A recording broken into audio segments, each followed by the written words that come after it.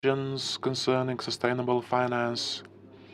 Last year, for instance, we had a series of training sessions for the businesses, for the banking sector.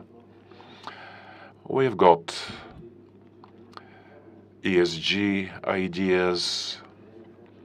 The Green Center adopted them last week so that the Bulgarian businesses can benefit from the good practices related to ESG and sustainability in general.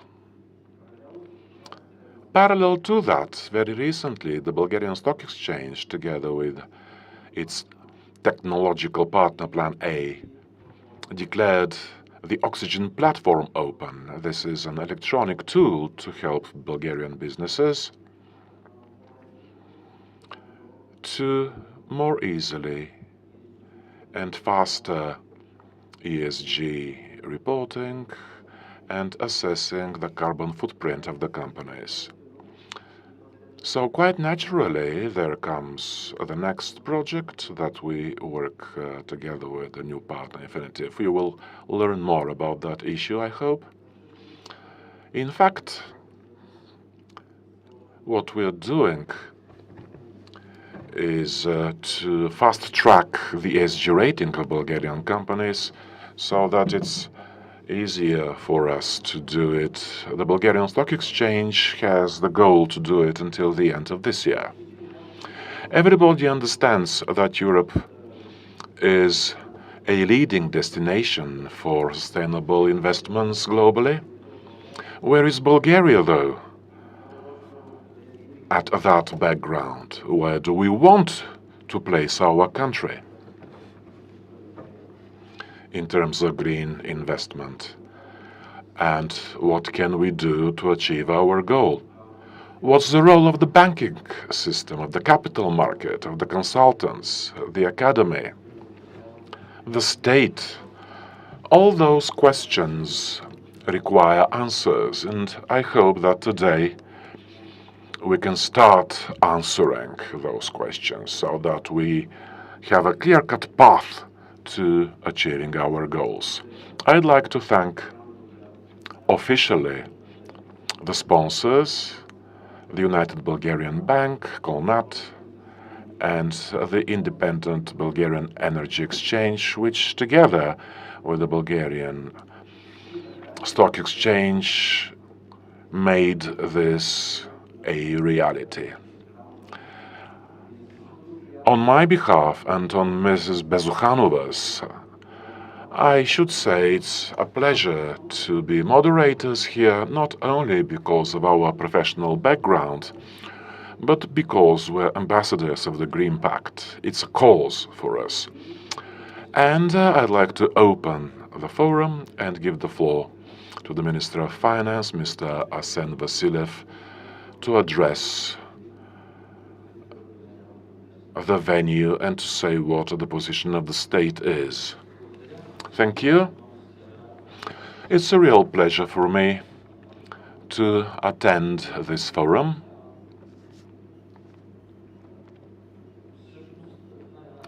Actually, this is a topic that we have to address pragmatically in Bulgaria, not dogmatically.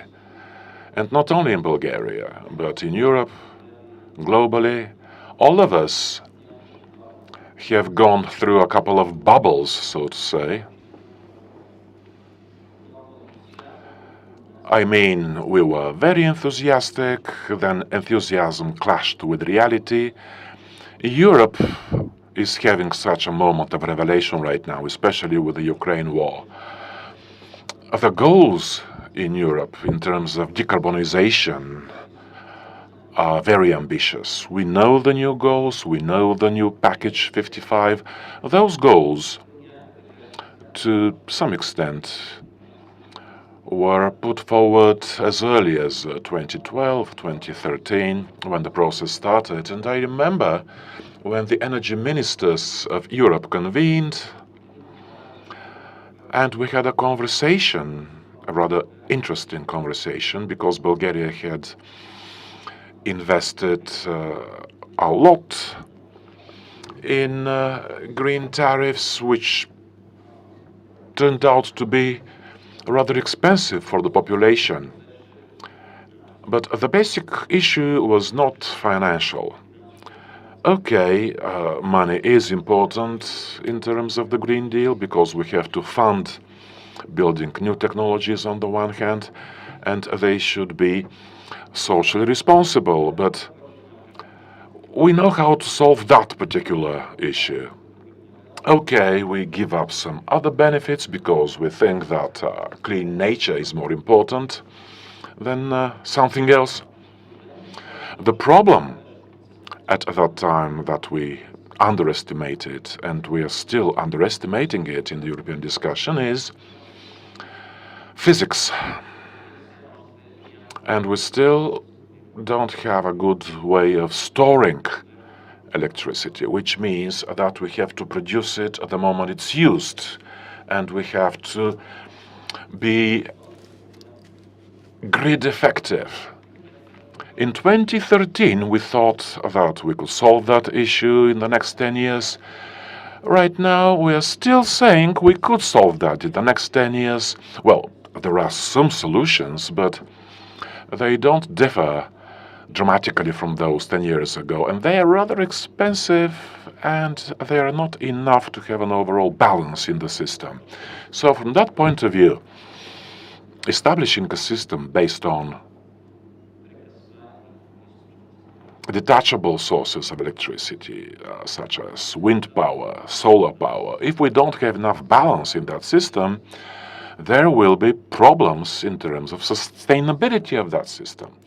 The problems are not financial. The technologies are much cheaper today.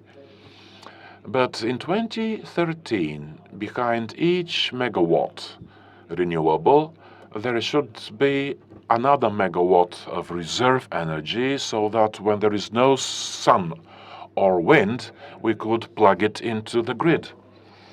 We were somewhat privileged then, because we had a rather good battery.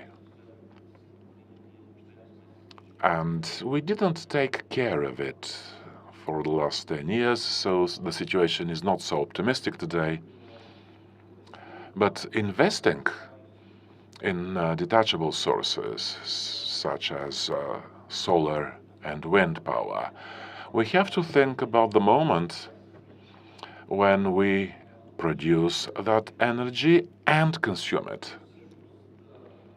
And here, if we look at the plan, a rather large battery complex in terms of the Bulgarian scope. Otherwise, from a global point of view, it's not so big, but our Bulgarian consumption, which is either high in winter or high during the night, which means the sun cannot help us at that moment.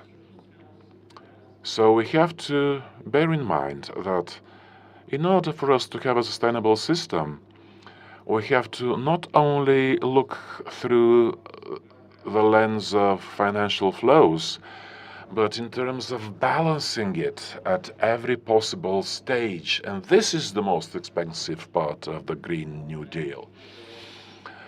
The plan will look at geothermal sources because they don't have that interruption issue. We had some exploration done. There are 5 or 6 places in Bulgaria where we can go up to 200 degrees Celsius in depth.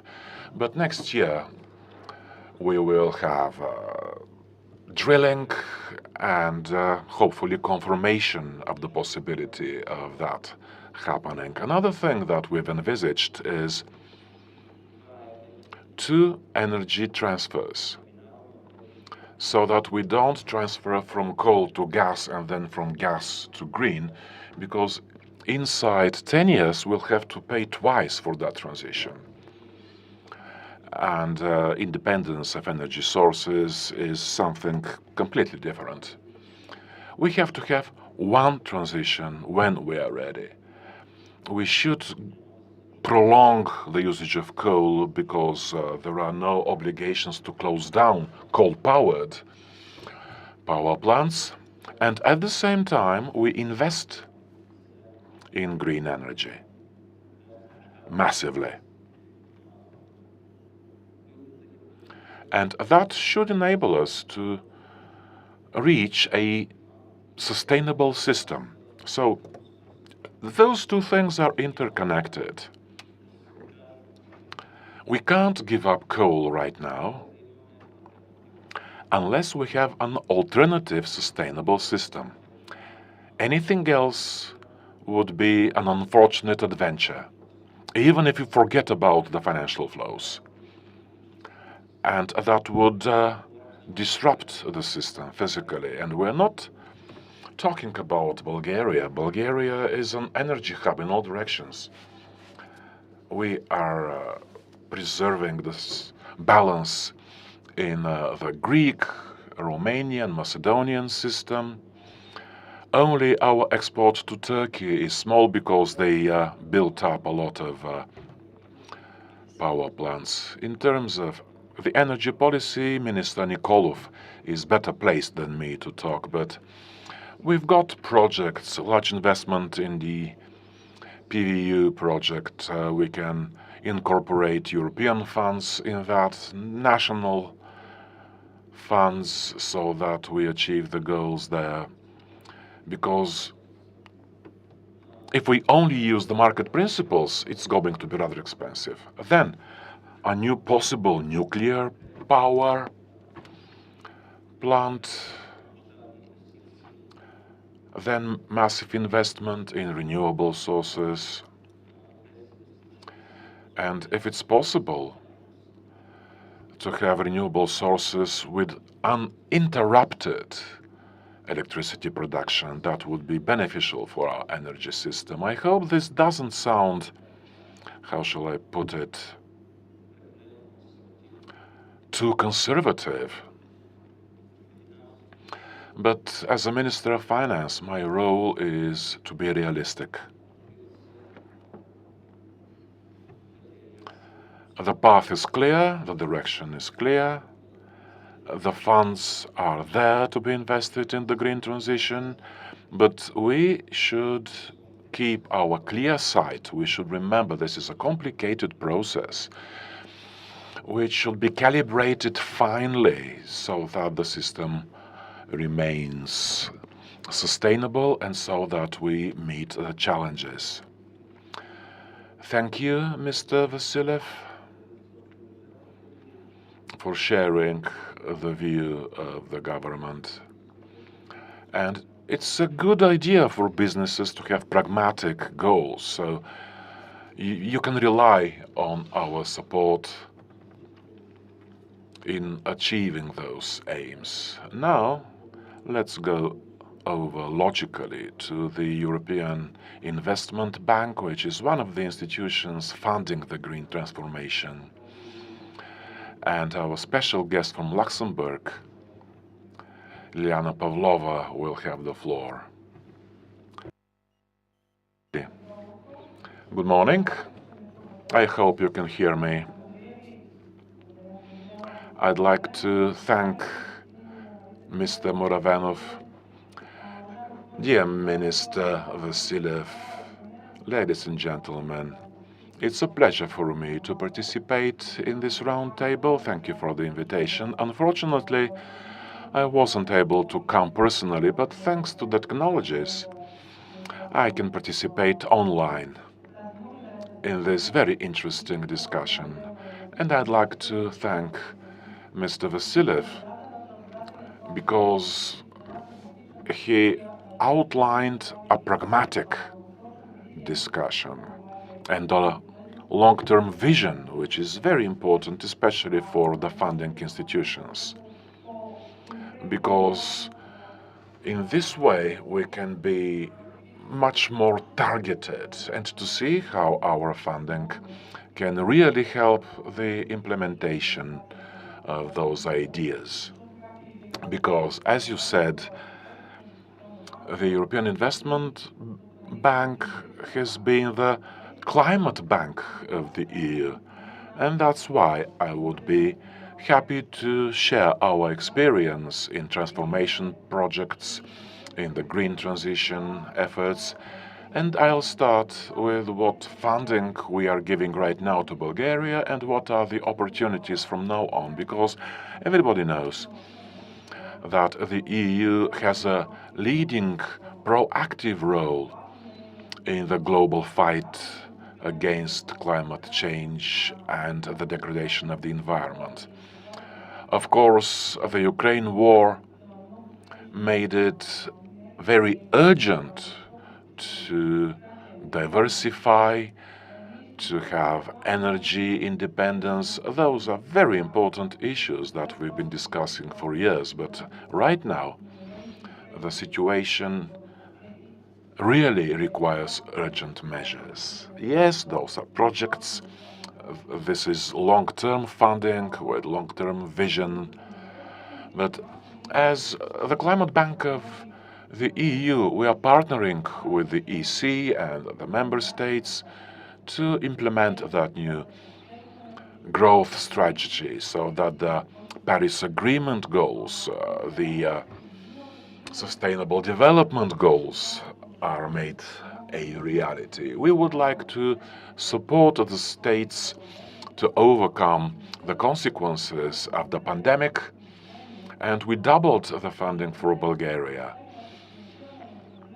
So almost 1 billion euros went to Bulgarian projects, a large part to help small and medium enterprises. More than 6,000 companies made use of that funding with good conditions so that they keep the jobs available so that the crisis is overcome. We set up the so-called European Guarantee Fund with the support of the member states, through which we channeled those financial resources. We used trade banks and companies in Bulgaria. We channeled funding through those, and the sum could go up to 2.7 billion euros. This is very good funding for the economy, so that the economy in Europe and in Bulgaria more specifically flourishes. We invest in sustainable infrastructure as well. But for those to be successful, we provide consultancy services to help develop visions, strategies, to prepare projects and carry out projects so that we can have sustainable enterprises. Recently, we signed a framework loan on mobility in Sofia, more than 260 million for the Sofia Underground, another trend with another 200 million, different projects going to activities for better sustainable city mobility, urban mobility, and again, investments in clean air. We are fast-tracking investments for the green transition with a focus on SMEs, urban development, climate adaptation. But there is a very important element here, as Mr. Vassilev mentioned. Funding activities related to climate and transition, they go hand in hand with the cohesion policy, because some regions start from a different position, some countries start from a different position. Not everybody is equal, so cohesion between regions and investment in infrastructure goes hand in hand with investing in green transformation. a just transition, a smooth transition, bearing in mind regional specificities. This is a topic which is very important, and that's why I'm glad that our bank plays a role in funding projects with the mechanism that has 3 pillars for just transition, so that we could give possible funding according to the idiosyncrasies of the respective businesses and regions. The green projects, green investments, have a special regime in our bank because other banks fund not more than 50%.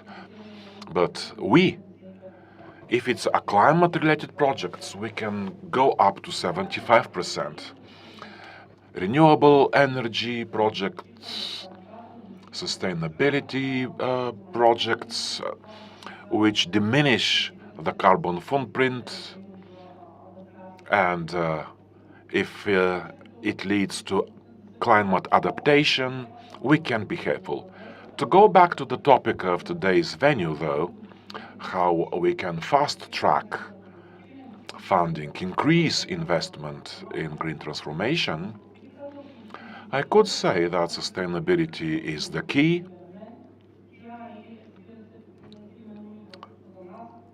Not only for you, but for us as the European Climate Bank. From the bonds that we fund in capital markets to loans and funding that we provide, including the instruments for risk sharing and consultancy services that we use to help structuring those projects. We are pioneers on the market of green bonds as early as 2007, and from that point on, we've been the Climate Bank of Europe with very ambitious goals to combat climate change. We adopted recently a new revised vision concerned energy, so that stage by stage we stop funding projects which are relating to fossil fuels, so that we can prioritize our funding towards wind, solar, energy efficiency, renewable energy as a key priority to support the transition. We've got a roadmap in terms of climate measures with 5 major areas to support fast-tracking green investments. First, all activities that we fund, all projects that we fund, all investments should be according to the principles of the Paris Accord. So we are the first international financial institution which, as of the 1st of January this year, all activities that we fund should comply with the Paris Accord.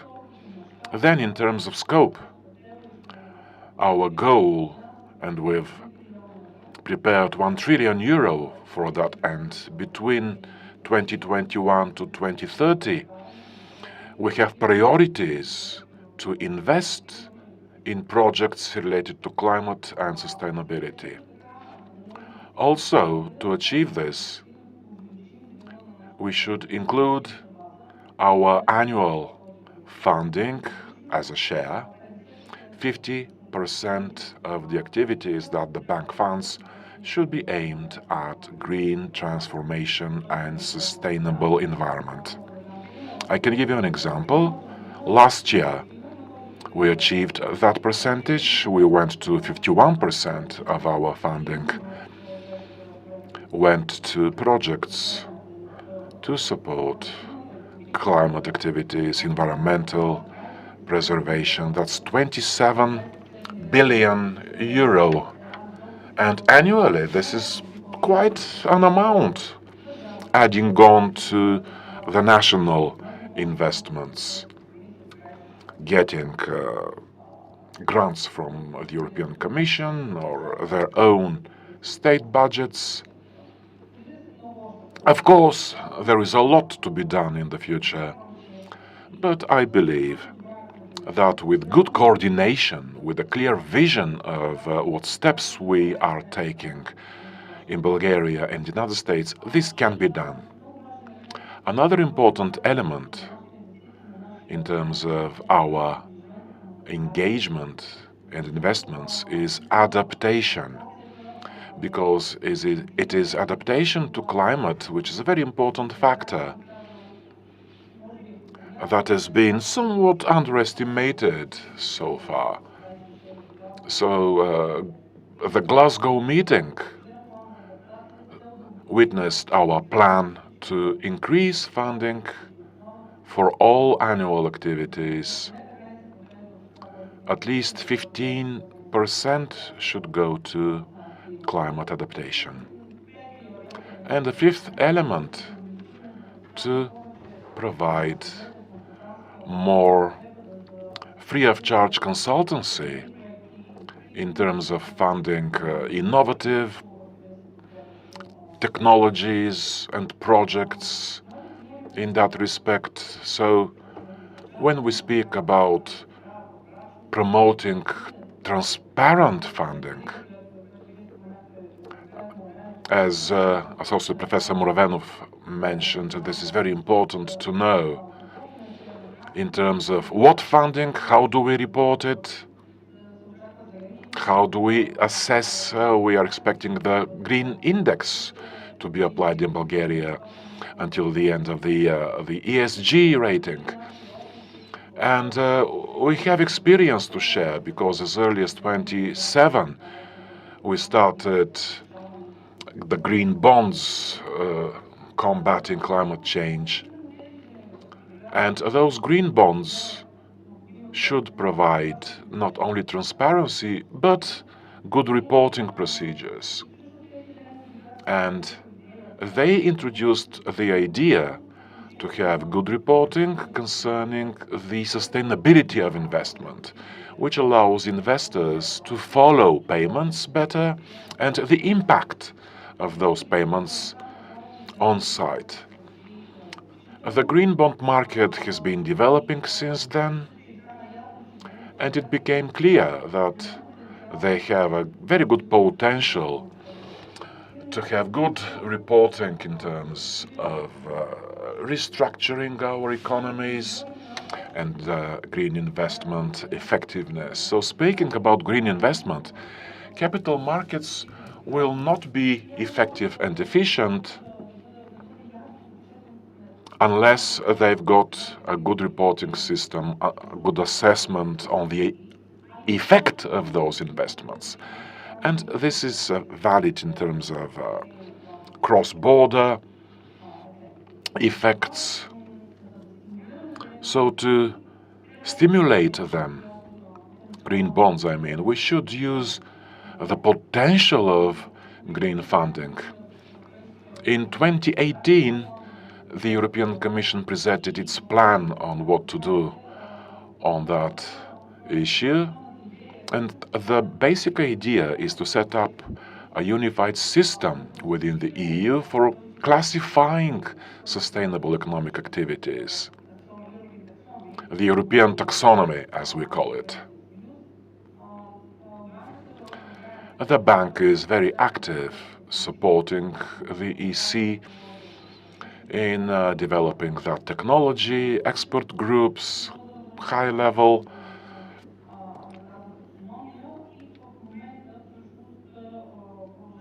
efforts to develop that taxonomy and developing that European platform for sustainable investment.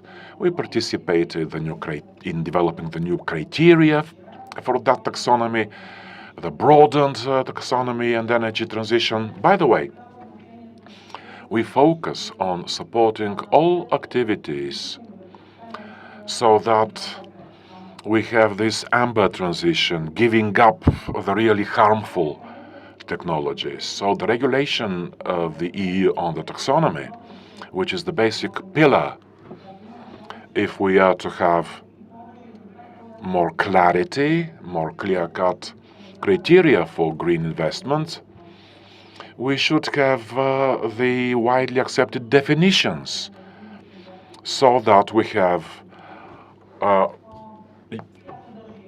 uniform standards.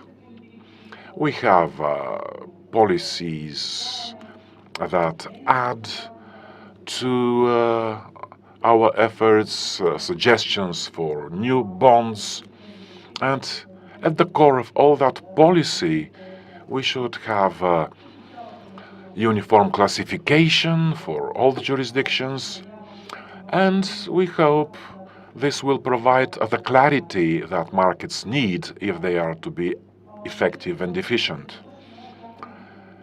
We expect the new taxonomy to enter all areas of sustainable development even before it's adopted, because the logic in it can be applied right now. For instance, to gather information so that the market can know in which direction to fund its activities. Thank you very much, Ms. Pavlova. You very naturally had the transition to our next participant. The taxonomy and the green bonds will be our topic later. Thank you very much. I wish you success. I'm sure that the discussion will be very fruitful. Indeed, it is the case. You mentioned auto diversification and the fact that we should seek sustainable investments. And having said that, let's hear the tendencies and trends in green investments. And let's hear that from Mr. Borislav, who is the General Director at the London Stock Exchange of there was translation, interpretation, but Global Head of Sales Strategy, Sustainable Finance and Investments in London Stock Exchange Group. The floor is yours, Mr. Ax. Good morning, everybody, and pleasure to be here. Just a few technical things for me. So I want to share my slides. I go on, I think this. Just bear with me a second. And then, so what do you see now? Do you see the slides? Anybody who can give me some? Okay, super, thank you. So good morning. Pleasure to be here again. I'm Barnabas Ax. I work at Refinitiv / London Stock Exchange Group. Refinitiv is part of the data and analytics division of London Stock Exchange Group. We have been formerly known Reuters, Thomson Reuters as well. Refinitiv and London Stock Exchange Group has been very active in the sustainability era. And I also would like to say, however, that everything that you see here on the trends are basically found on Refinitiv platforms as well. However, the outcome, the opinions, this is mainly for journalists, is all my own, so it's not representing the official view of London Stock Exchange Group. You see, you see the slides coming up right now, and you see NASA's very spectacular picture of the temperature change in the last 120 years. While this is a very alarming situation, I just thought I'd bring you a couple of more alarming things, and hopefully, you know, that we can continue the day in a more positive manner where we have a future, a couple of promising things as well. So on the middle section here, what you see is global CO2 emissions published by BP's Statistical Review of World Energy, and just a couple of things from that. Very importantly, you know, what we have expected from COVID to happen, it did happen, and it didn't not happen. What I mean by that is that if you see here this blue, that shows the global dip of CO2 emissions. As you see, during the COVID-19 crisis in 2020, where we really saw huge economic downturns, the effect that we achieved in CO2 mitigation is basically globally 6%. And what's even more important, as you see here in the different regions, you might see it not that well, but what I'm showing you is in China, CO2 emissions, and in the Middle East, and in most part of Asia Pacific, did not decrease. So although the global emissions have dipped a little bit, there are major up-and-coming economies whose CO2 emissions are still on the rise, which might not be unknown to many of you, but I wanted to show that. More shockingly, what this chart shows is that there were only 4 times in basically modern history when we actually managed to lower CO2 emissions. However, after that, as you see, like after wars in GDP, the growth has went back to normal. So the first oil crisis brought 0.6% dip. The second, over 4 years, resulted in 4% dip, and actually was followed up by a 6% increase. The financial crisis brought by 2.1 point decrease in CO2 emissions, and actually was followed by 4.4. And as you see, this is a projection coming from EAI. We see that the bounce back in CO2 emissions, which is not in the chart, is going to be actually putting us back to normal. So from this chart, what you can see is that mitigation and adaptation, as mentioned by Madam Vice President just earlier, is key. However, what we also have to understand is that offset in basically investments in the high CO2 rise regions is also very important. What is also important to see, though, which is almost always forgotten, at least when we talk about CO2 emissions, that we are living in a world of high energy demand, which of course, being computerized and more digitalized and more cloud-based, and with the Bitcoins coming in, this is going to be ever more increasing. So we will have to make certain that we increase, as you see this is basically a 300% increase from 1965 in energy consumption, and there is a 220% increase in CO2 emissions. So what is actually good is that although the energy consumption is increasing, there is a certain decoupling between CO2 emissions and the energy consumption, which is measured by the CO2 intensity of energy, which you see is lowering. What's also very interesting, again, this is another trend. What you also see is that this was the time of Kyoto, when actually CO2 intensity was on the good trajectory, and of course, in part of the annex countries coming in and showing economic growth, which is amazing, of course, we have seen that those economic growth were powered by the highly emitting coal, which actually drew back the CO2 intensity.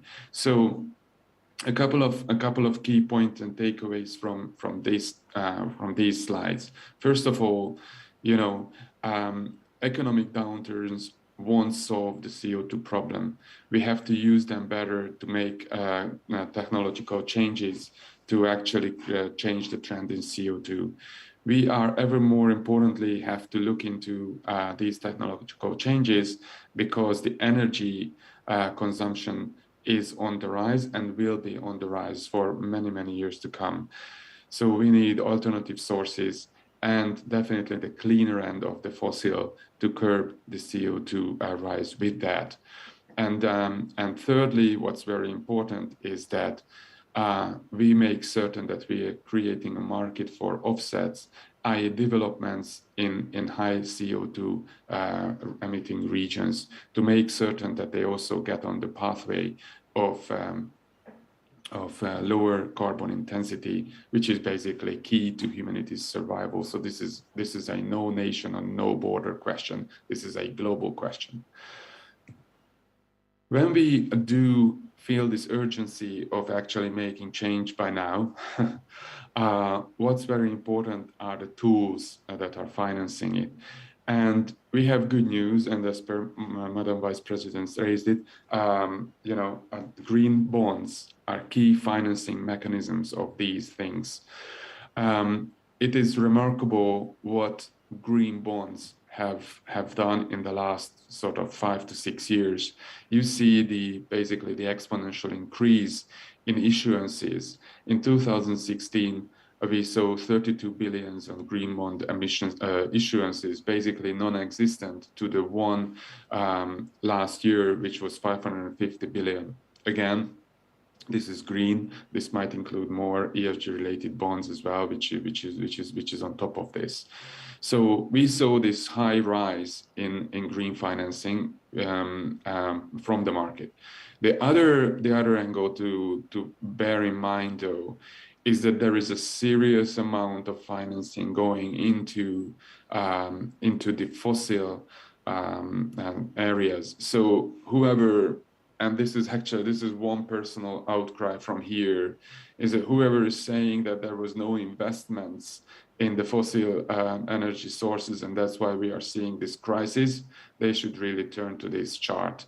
It's actually shocking how much over the years the top 60 banks have poured into the fossil energy sector, which of course understandable because we have an energy need, but by all means that doesn't disappear. What's also very interesting as per the trend, it's a table, might not be as good to read, but as you see, in 2020, in the primary energy consumption, renewable and hydro were 13% of the total primary energy consumption, and that was a 25% increase compared to 2016. As you see, fossils are on the way of losing their sort of hegemony very slowly, but still what we can see is that the fossil angle has been decreasing by 3%. And in energy generation, electricity generation, you see that now globally 28% comes from renewable and hydro, and that was 26% increase compared to 2016. So there is a very healthy financing backend for renewable sources. There is also an impact coming from those finances, which is very good to see, as you see, 25, 26% respectively over the last 5 years. And there is also a sort of a starting to decline trend to be seen, hopefully, in the fossil fuel financing, which is hopefully channeled back into the green end. We often say that that green is somewhat regional, and it's the developed world's problem. And of course that we in the Central European region are detached from that. Good to report that in the green bond space, Poland, Hungary, Turkey, Serbia, Czech Republic, Romania, Slovakia, Slovenia have in total issued in the last sort of 3 to 4 years in excess of $12 billion in green bonds. And of course, 2021 saw a huge increase in that activity, which is still on the rise. If we include all other ESG-related issuances, then we are looking at the 23 billion mark as such. I also wanted to bring another toolkit to your attention, which is the sustainability-linked bonds. Most of you know them, so I just don't want to spend too much time on it. But basically, the idea is two things: that it's not financing a specific project, but it's financing the strategic initiative of a company through well-defined KPIs at the issuance. And even more importantly, when the KPIs are not met by the deadline it's in the contract or the issuance papers, basically the bond gets into a technical default, and a payment in basically coupon additions is added to that. So a penalty payment is added to that. As you see an example, the first one was NL in 2019, but since then many followed. As you see, 338 issuances happened in the last 4 years, totaling around 140 billion US dollars, out of which nearly 100 was issued last year. So as you see the example here, Coca-Cola in Turkey issued this bond with 4.5% coupon, and then basically I wanted to bring something that is not necessarily climate related. Basically, they are targeting their water use, and if they don't meet a efficiency increase of 13% by 2027, then a coupon step up is paid to the investors and then to certain pools. It's very, very important, because what it does, it creates a trading use case for the sustainability angles, and of course makes certain that the company beyond the reporting is well incentivized to actually do these strategic changes, which might not always be unpainful. So you see these trends that we have financing kits that are on the rise. We have actually positive impact that are on the rise. It might not be always seen as per the first slide that I'm showing you. But I also wanted to spend a few minutes on actually a few trends that are accelerating sustainability in the coming years. And this is huge. This is basically the perfect storm of sustainability. And I'm saying that especially in hindsight of COVID-19, where everything when started, it said, oh, okay, that's the end of sustainability. No, the contrary happened. And this is going to continue. Madam Vice President mentioned the EU taxonomy, which is one of the regulatory angles of the increasing regulatory frameworks and rise. You might have heard of TCFD, which is, of course, the Task Force for Climate-Related Financial Disclosures. CSRD is the Corporate Disclosure Directive. There is SFDR, which is affecting basically all the asset managers and wealth managers on sustainability-related reporting. The taxonomy, SRD 1 and 2, are mandating the owners on executing and exercising their shareholder rights and documenting that. And of course, we have seen the SEC's proposal on the climate disclosures just recently. And all these regulations are actually coming in play, have been coming in play in the last few years, or actually coming into play now. Everything is basically in Japan as per attention, because TCFD went live mid-April there. So we are going to see an exponential growth in sustainability disclosure. All market participants are going to provide data and disclose data, which will, of course, add to transparency. We are seeing an energy resilience problem. It's stemming mainly from Europe, and I don't want to get into the geopoliticals right now, but basically, the Russian-sourced fossils, natural gas, is making up between 13 to basically 20% and major economics of Europe. This is a huge dependency. I mean, this 20% is basically 1.5 days of energy consumption over a week. So what's very important is that this energy resilience is improved, and there is going to be alternate sources of technologies, alternate alliances, like, for example, the Green Hydrogen Alliance or the High Deal Ambition that is heavily cooperative on the green hydrogen space. And of course, we are going to see new technologies and new alliances form. So this is very important, because it is going to be fast-tracking technology developments and establishments. The other one is going back to the green financing and its inflation. I mean, we are seeing, quite high pressure, quite high single-digit or lower double-digit inflation figures coming up, and that, of course, is coupled with let's say 200 to 300 basis point interest rates rise in many economies, heavily in our region as well. What's very important is that these kind of interest rate environment rises are going to be putting pressure on capital cost. And what's going to be very important is that companies are going to use every source available or every mechanism available that is curbing that rise of capital cost.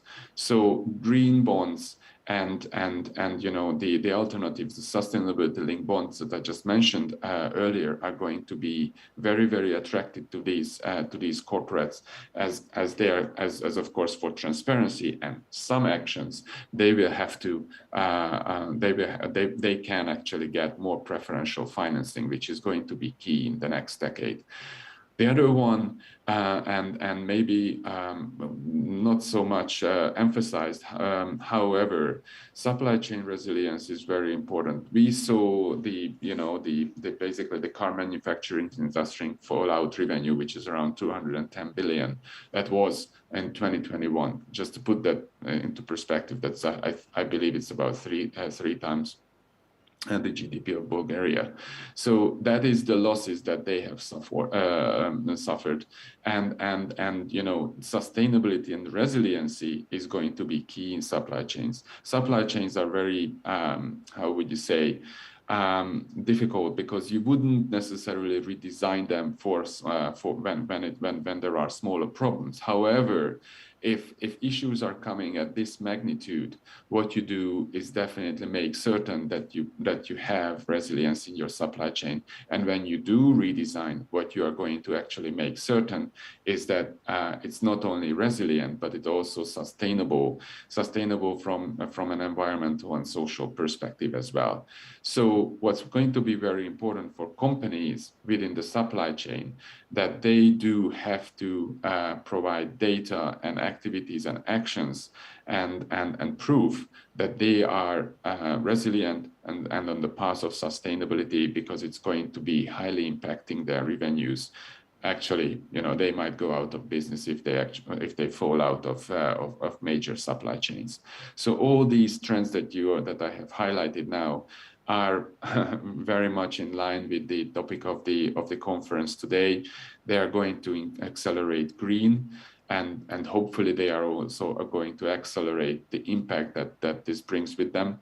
And the other side effect that we are going to see is sustainability 360, i.e. turn into the era of ESG 3.0, which is finally enabling internalization of externalities through higher checks and balances to companies.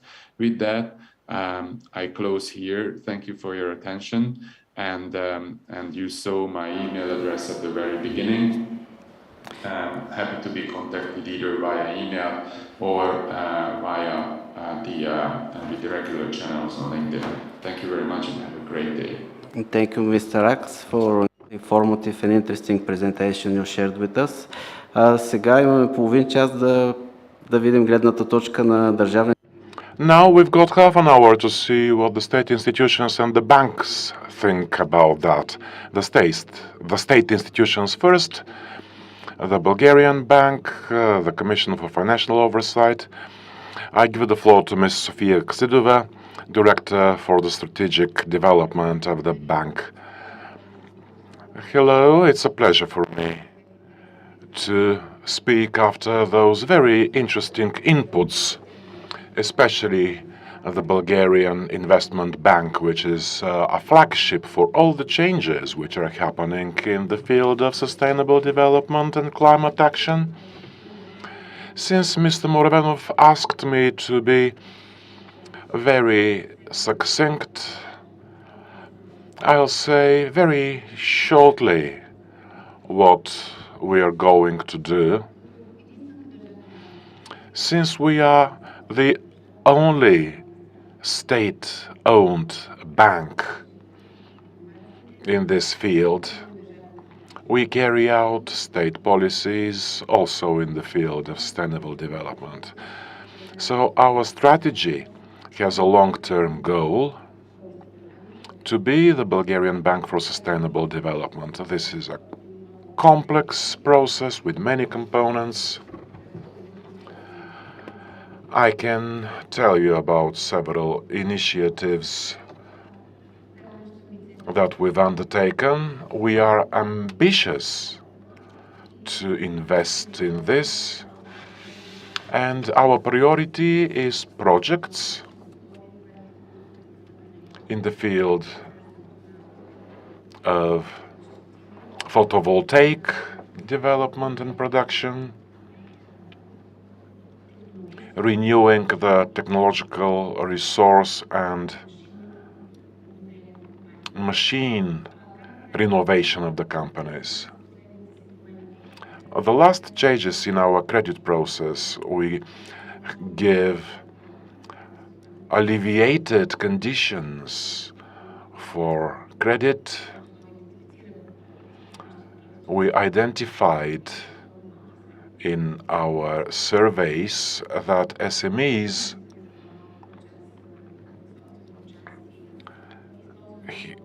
will have it easier, especially bearing in mind the guarantees that the EC gives. So the credit risk should be lower,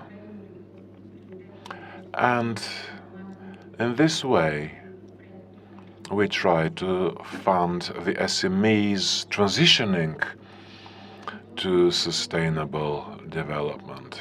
Second, we are developing a program of co-funding for the operational programs in competition.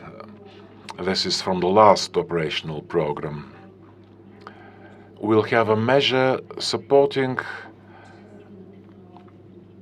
technologies which are energy effective, business innovations, and last but not least, implementing this long-term strategy, which will be very helpful for the economy, bearing in mind the sustainability. We are structuring a project with a multilateral bank, an outside partner, to review the projects on product development, generating business for the SMEs, and we should structure such financial tools which will be necessary for that first stage when the businesses transition. This is not going to be easy, because sustainable development and funding goes hand in hand with a very difficult legislative framework. And you should have the correct tools so that the SMEs benefit from it. So after this project, which should end until the end of the year, we will have the tools corresponding to the needs of the SMEs. If you have questions, I'll answer them. Thank you. It's clear that credit tools, guarantee tools are very important for projects, big and small.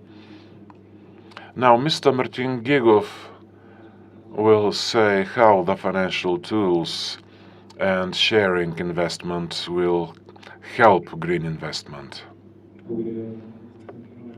Thank you. Will it be possible to show 3 slides?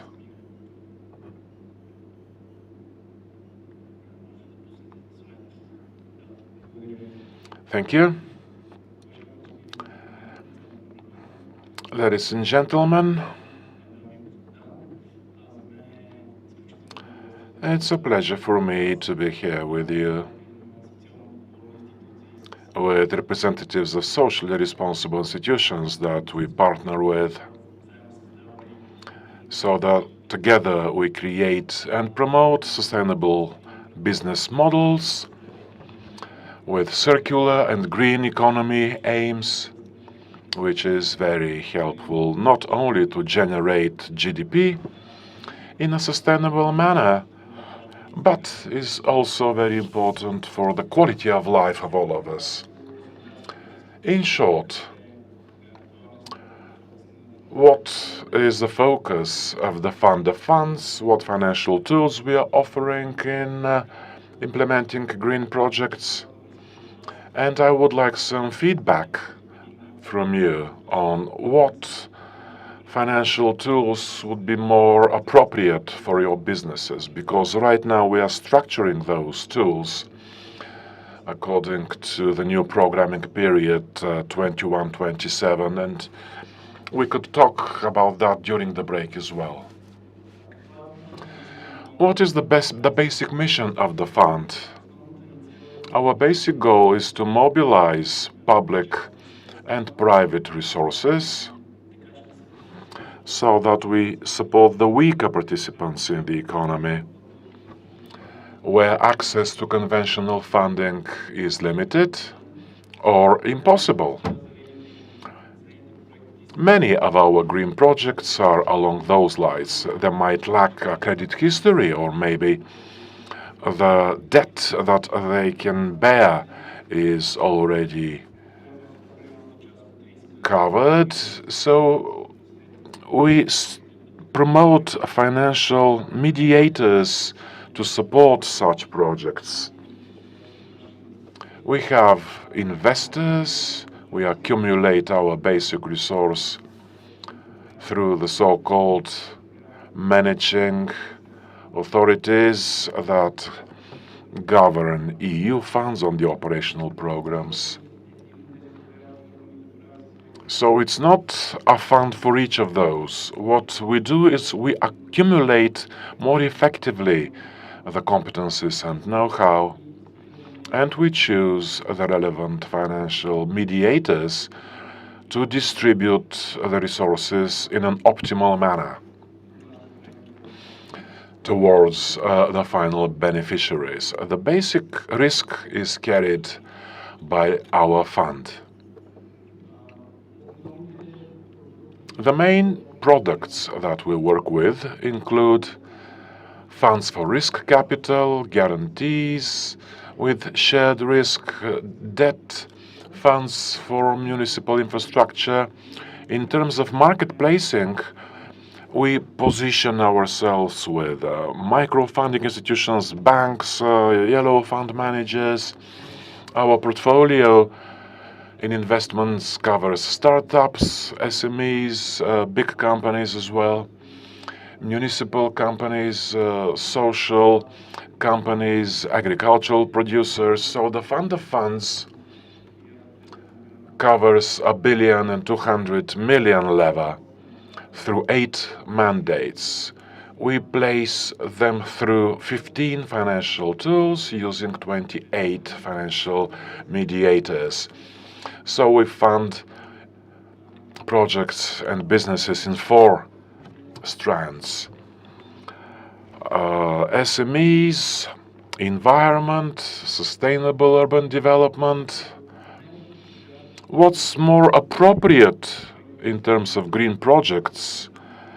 We use Environment and Competition Program under the new Ministry of Innovation and Growth. And with green investments, we work with 5 funds. They fund all the life cycles of a certain company. And other major projects there include investment, shared mobility, electrical mobility, energy efficiency, green energy. Here, I would like to say that some of the companies we've supported, and we are proud of those are, for instance, Nasecomo, which is the first in Southeastern Europe, in the first in the European Union, producing quality and sustainable products from insects, which can be used in several sectors using 100% circular economy, using waste materials, then Inkslop water energy systems,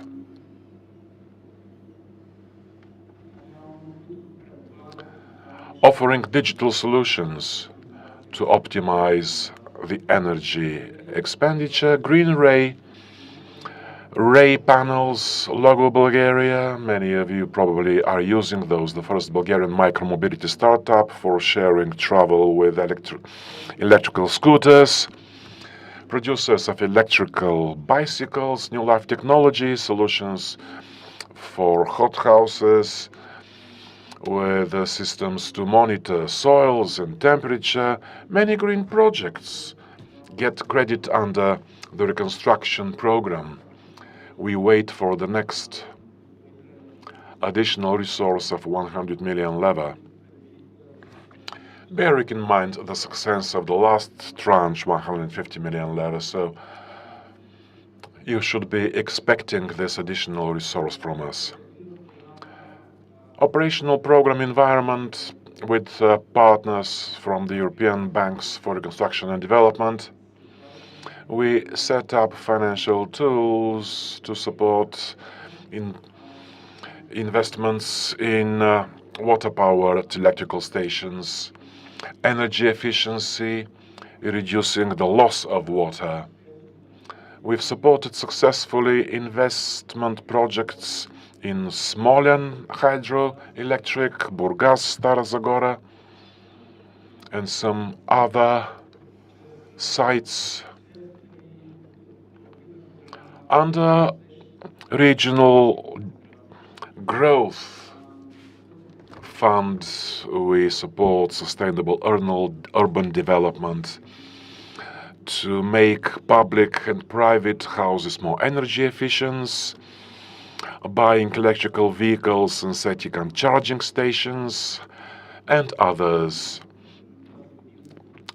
Until March, we've supported 110 such projects. Within the Urban Development Fund, together with the European Investment Bank, we set up an investment platform for green investment in small towns, where the Fund of Funds provided free technical assistance, co-funded by the European Investment Bank to increase the capacity on a local level. We participate in structuring the regional fund under the Ministry of Energy. The project, again, is led by the European Investment Bank. The next programming period will go on using financial tools more and more, not only for green investment, but for sustainable goals of the Green Deal. And we hope to be able to work even more successfully with you in implementing those tools. Thank you for the attention. I hope that the discussion will be very useful for everybody. I'm sure that we'll get comments on what you shared with us, especially concerning the new program, probably during the second panel. Now, since in the morning we spoke about regulations and how they can be used to help the green transition, let's give the floor to Maria Filipova, Deputy Chairperson of the Commission for Financial Oversight. Thank you. Mr. Vassilev, Mr. Voranov, ladies and gentlemen. First of all, I'd like to thank you for the opportunity to participate in this venue and to express our support for the Green Deal and achieving its goal to have a contemporary, sustainable economy. Everybody on the capital market, no matter what their roles are, can contribute to the development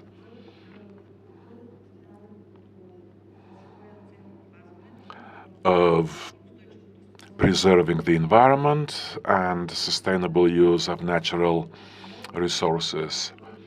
Our committee will help this process by monitoring and guaranteeing transparency so that we have environmentally friendly outcomes of projects. So what we do is try to guarantee investors the opportunity to get good, valid assessment of their investment. effects. So transparency and validation of the information that investors get in the reports for the sustainability will boost trust and diminish risk. The Bulgarian capital market is very important in the process of implementing the environmental goals that we have in mind. And my organization is promoting the participation of the financial sector in this process, because we need investment products on the market aimed at achieving the sustainable development goals. Investors should be able to invest in sustainable business strategies.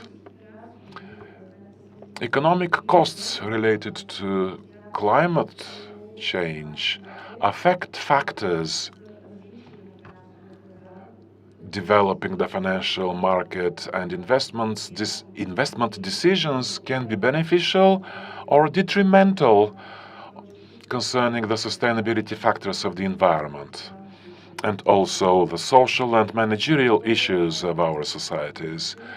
That's why investment mediators and companies can help investors identify such companies which apply sustainable business strategies, so that they can involve in their portfolios green, sustainable products.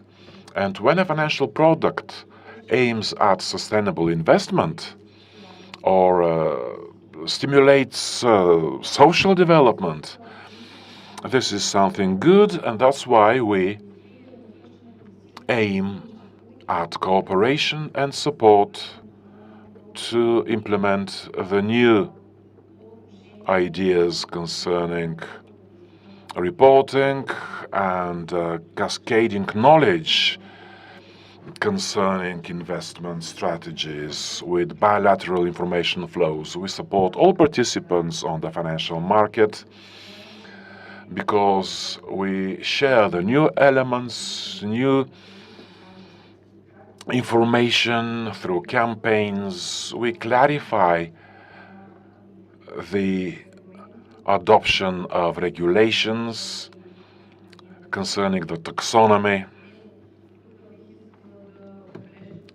I have to say that there is a good news. Some financial institutions already report the adverse effect of their investments, although they are not in the scope of people obliged.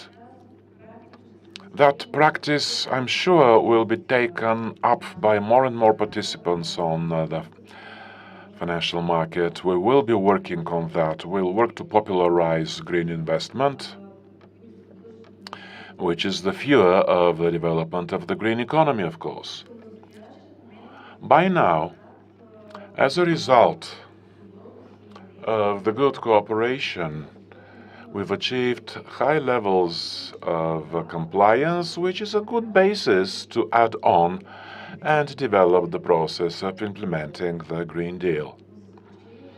To wrap up, I believe that this is the right direction, and we will follow that direction this year and onwards.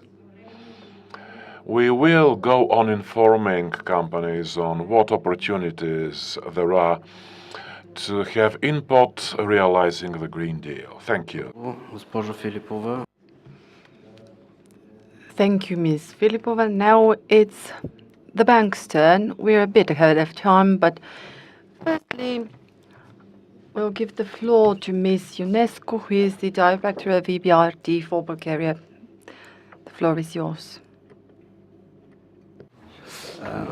Ms. Ionescu, the floor is yours. Sorry, good morning. It's a pleasure to be here with all of you. I prepared a very brief PowerPoint just to understand what EBRD is doing in the green field in the last years.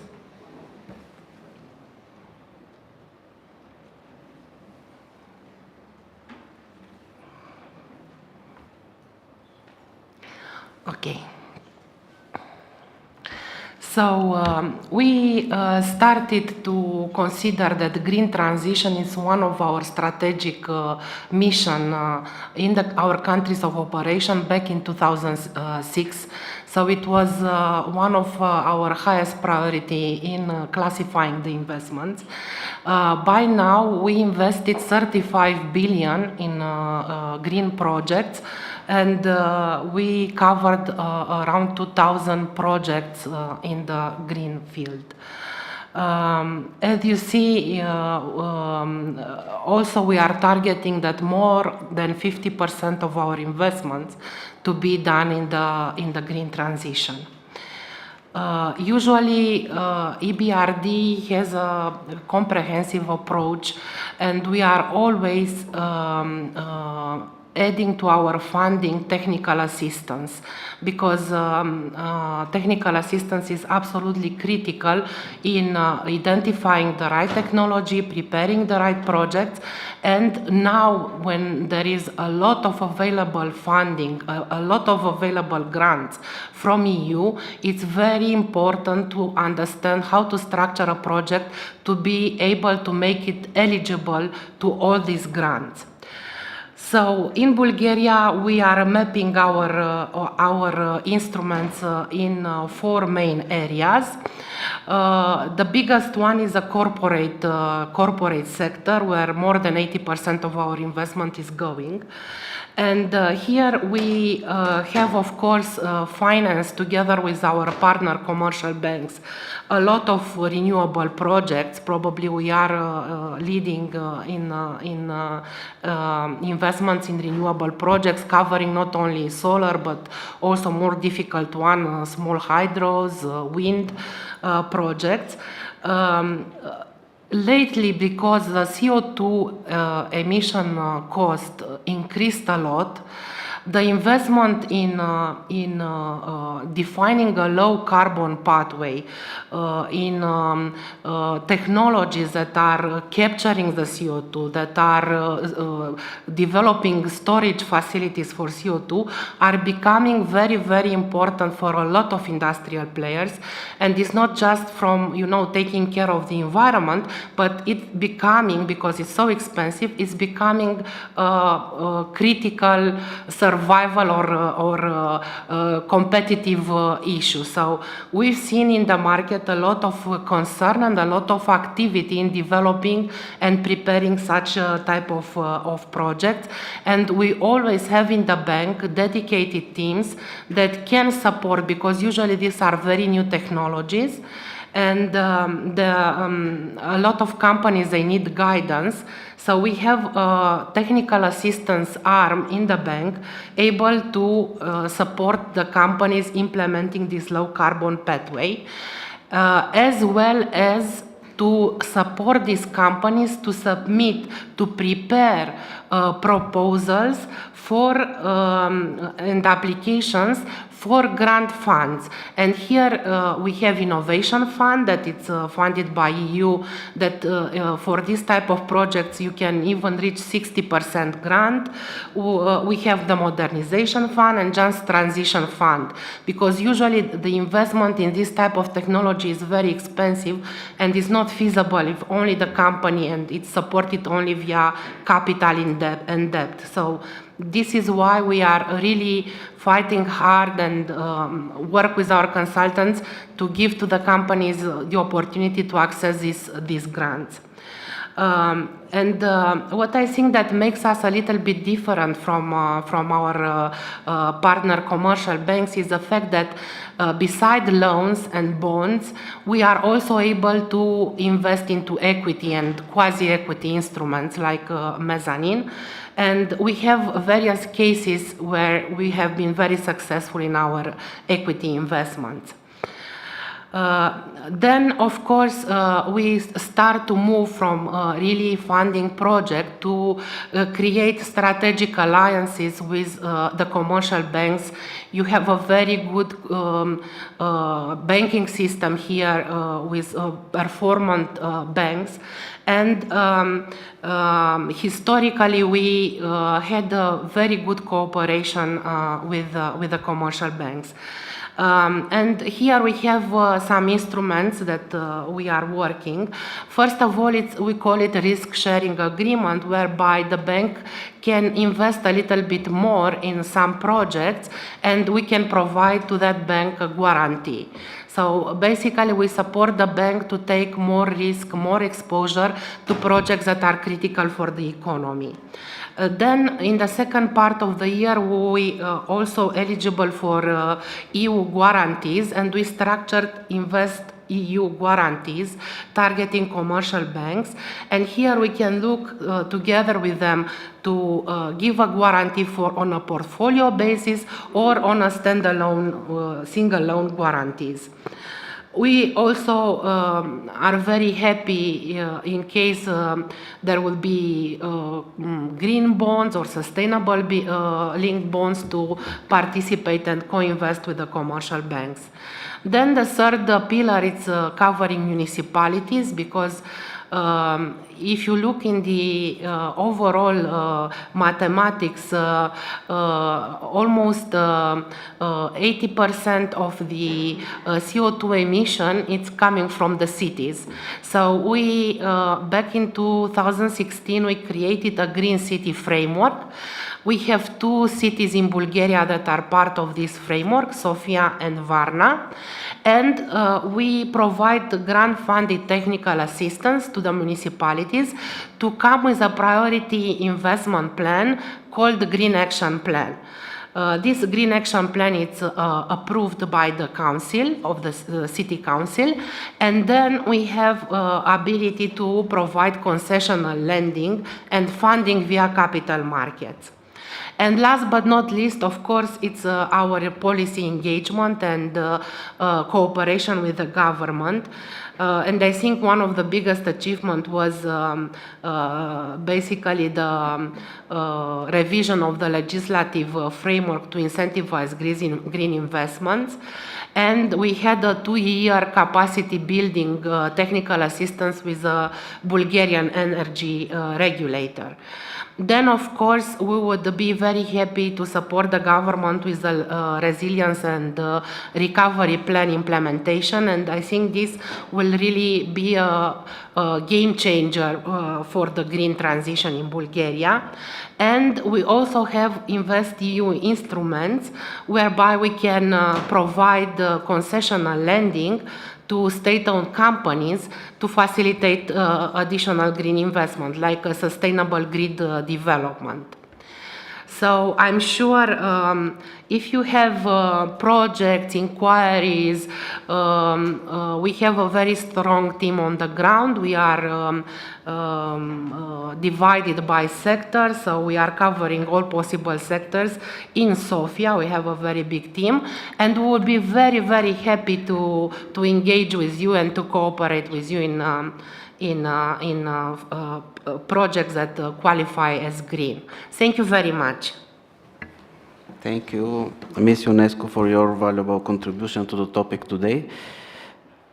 И сега продължаваме с... And now we will continue with the other banks, firstly with Ms. Marina Kubakova, who is Director of Corporate Banking at ING Bulgaria. Just to mention that Mr. Sandov just joined us. He will be leading the second panel this afternoon. And please, I want to view... Ms. Kubakova has prepared a video because she can't join us in person. Hello, I'm the Director of Corporate Banking in ING Bulgaria, where I joined in 2008. I'm also working in the field of sustainable investments. At ING, we believe that the sustainable business is the better business.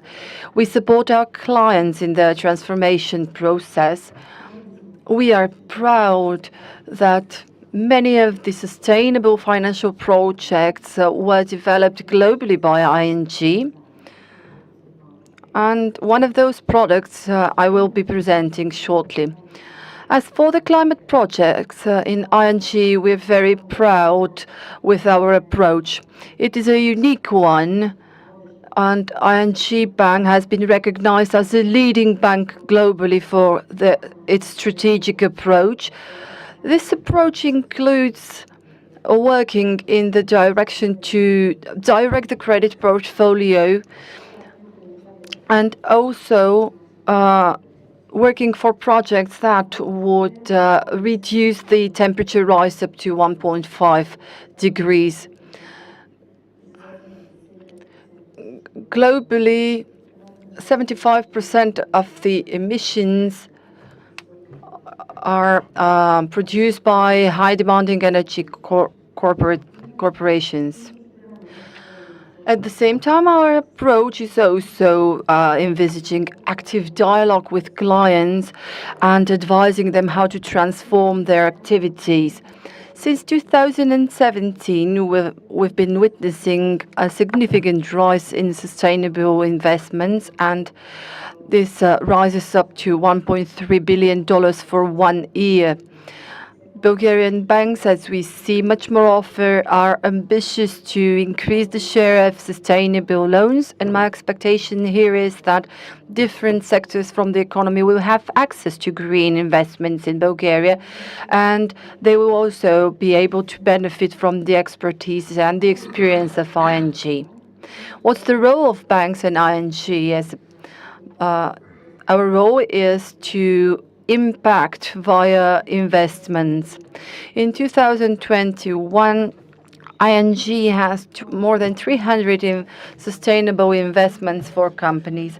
Many companies don't have sustainable investments because they faced various challenges. But as a financial institutions, we are focused on supporting them and investing their transformation into sustainable companies. We've structured a sustainability improvement loan, and we were the sustainability coordinator of the Dutch company, Philips. Since then, other banks also joined us on this route. What is special in this approach is that quite differently from the idea of the taxonomy of the EU, the sustainability loans can be used for all types of activities by the companies. In this case, the goals should be coordinated with the banks, and we set KPIs, usually between 1 to 5 indicators, and respectively, if meeting the goals or failing to meet, the funding is changed respectively. We are convinced that this is a unique approach in sustainable finances, and we believe that it will have a beneficial impact on the world. Thank you very much. Thank you very much for this video presentation. The only non-bank financial institution today is MasterCard. Therefore, I will give now the word to Ms. Vanya Manova, who is the country manager for Bulgaria, North Macedonia. Hello, I'm just going to give you a couple of sentences. Why is MasterCard here? We are not a financial company. Sometimes people mistake us for one, but we are we are an infrastructure company. You heard Minister Vassilev and Ms. Pavlova how important infrastructure is for any transformation. So our role is to create digital, technological infrastructure, know-how infrastructure, so that our partners can use it and help create responsible business. We believe that our expectations and our research shows it, that consumers expect from the big corporations to do responsible business. The Green Center was set up a year ago. Today, Facebook reminded us that we have also 1 year after we set up and announced in Bulgaria our local initiative called MasterCard Green Network, which embodies the role of MasterCard globally. But we did it locally in Bulgaria as well. The Green Network of MasterCard is a partnership trying to give instruments and inspire our partners to participate with initiatives of their own. We are not telling them where to go. It's up to them, it's up to their possibilities or priorities. So together in a coalition, they can have a better impact on our living environment. Because MasterCard is a global company, we operate on all markets. We've had years of CSR policies evolving into ESG policies, but we do believe that the global imprint is important, but the local imprints are even more important for local people. What do we have as a basic asset? That's our partner network, which is not only limited to banks and financial institutions. Here we're talking about fintech companies, startup companies, governments, NGOs that we work together on projects locally, and the final consumer is also important because each company has an input towards the common goal, and we do believe that each person, us included, can also have an input. And our role as MasterCard is to create the technology enabling not only people to calculate, disclose, but also actively participate in their imprint. And to wrap up, if a couple of years ago our social engagement as a company was limited to attracting 200 million people or SMEs to the financial system so that they've got access to digital financial services, now our engagement is up to 2050 to achieve zero net emissions. And that's why last year in Sweden we set up the Innovation Sustainability Lab, whose aim is based on scientific research and principles to validate technologies and solutions of our partners so that we have a one-stop shop in their journey to the green transformation. And finally, Ms. Pavlova several times repeated that her bank is the climate bank of Europe. With all those activities that we have, with our passion for responsible business, our ambition is to be the climate payment technology company. Thank you. Thank you, Ms. Manova. It's always a good idea to see good examples, best practices from leading companies, because this is refreshing and inspiring small companies. So, not only we are late, but I will advise the next speakers to speak for not more than 5 minutes. Mr. Teodor Marinov is next. UBB, effective participation of the financial. Okay, I'll try to speak for 4 minutes. It was an interesting day for us in the KBC group because in the morning, just before today's roundtable, we approved our commitment, and we've finalized those concerning our climate impact as a group and as a business in Bulgaria. And I can share some of those with you, if you allow me. We are committed to 30% diminishing the intensity of carbon emissions of the electricity produced under our funding, 40% diminishing the carbon imprint of our portfolio of credit, 30% diminishing of runs of cars that we've funded. Those are the goals that we've set ourselves.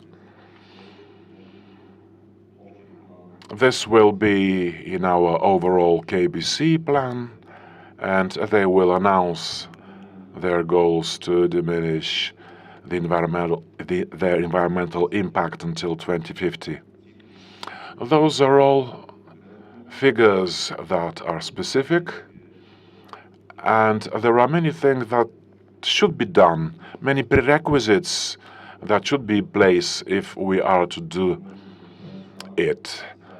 And we can only do it together with our clients and some assistance from the state administration.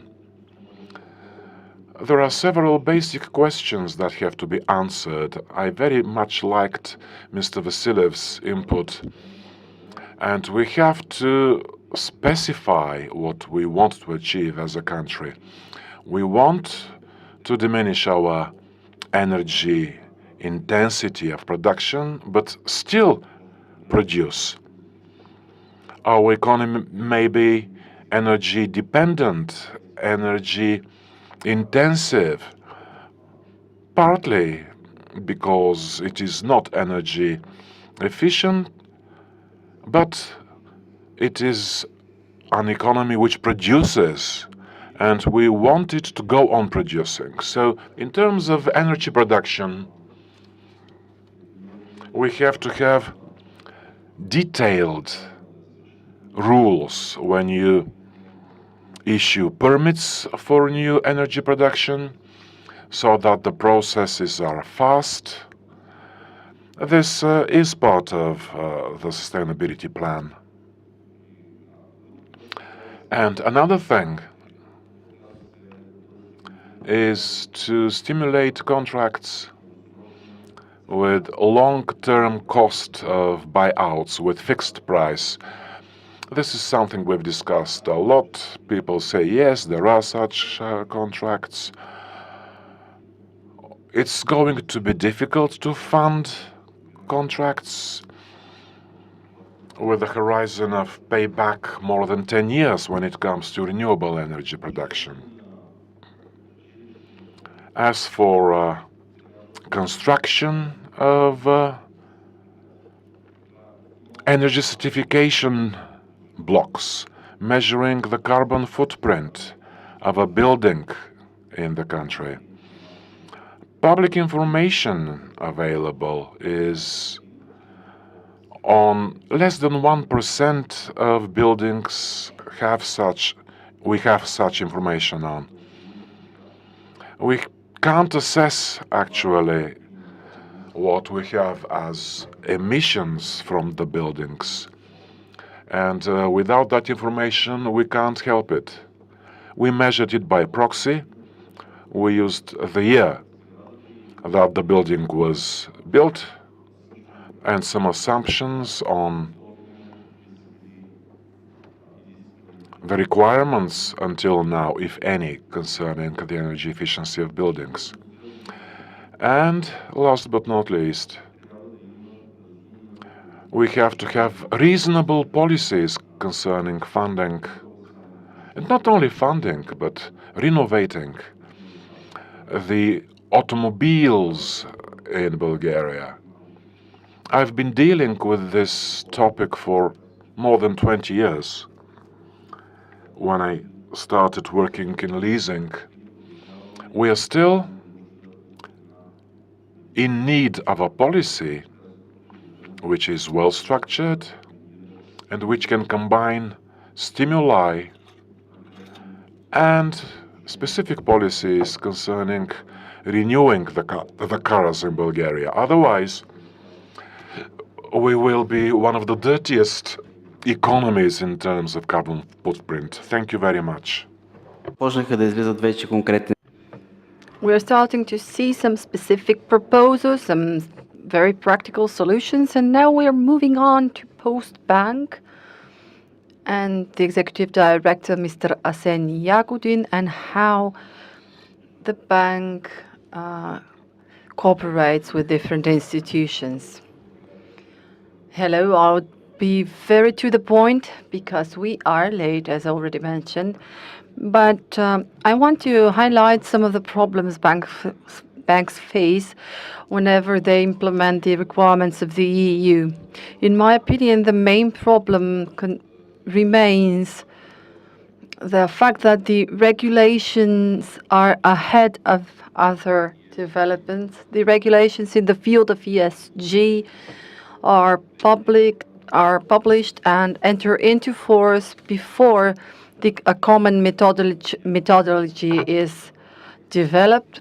Let's say we don't have data for the CO2 emissions. There is no central registry. There is no common methodology of assessing them. As for the European Central Bank and locally, we have a working group here between banks, but yet we don't have much results. It is also unclear what are the earmarked funds in the EU that are a part of the Green Deal and how they will reach the banks. Also, there is a need to sign many documentations, procedures, strategies, frameworks for risk management related to environment and economic risks. And this involves a huge human resource capacity. And here I want to stop with the problems and move to what are we doing in the field of green financing. Talking about risk governance, we have a procedure for the evaluation of environmental and economic risk, and it was updated so that we included also a component about climate. This is how we meet the requirements of the directive on. We have the support of Eurobank. Postbank is part of this bank group, and we have a policy for sustainable financing. And since 2019, we have an automatic system for the assessment of the entire portfolio. This assessment is made by a scorecard with 4 components: economic activity, maturity, guarantees, and it is taken by the example of the European Investment Bank. We publish annually data about the position of the bank towards the ESR. And lastly, I would mention briefly some products that are currently active. We have the green credit, the green loan for small companies. It is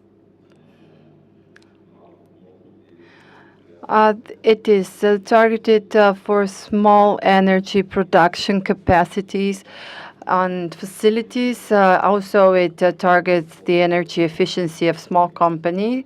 We also have a deposit that is based on the index on climate changes. This is another wing that is on the deposit part. We have about 100 million euros of extended loans targeting green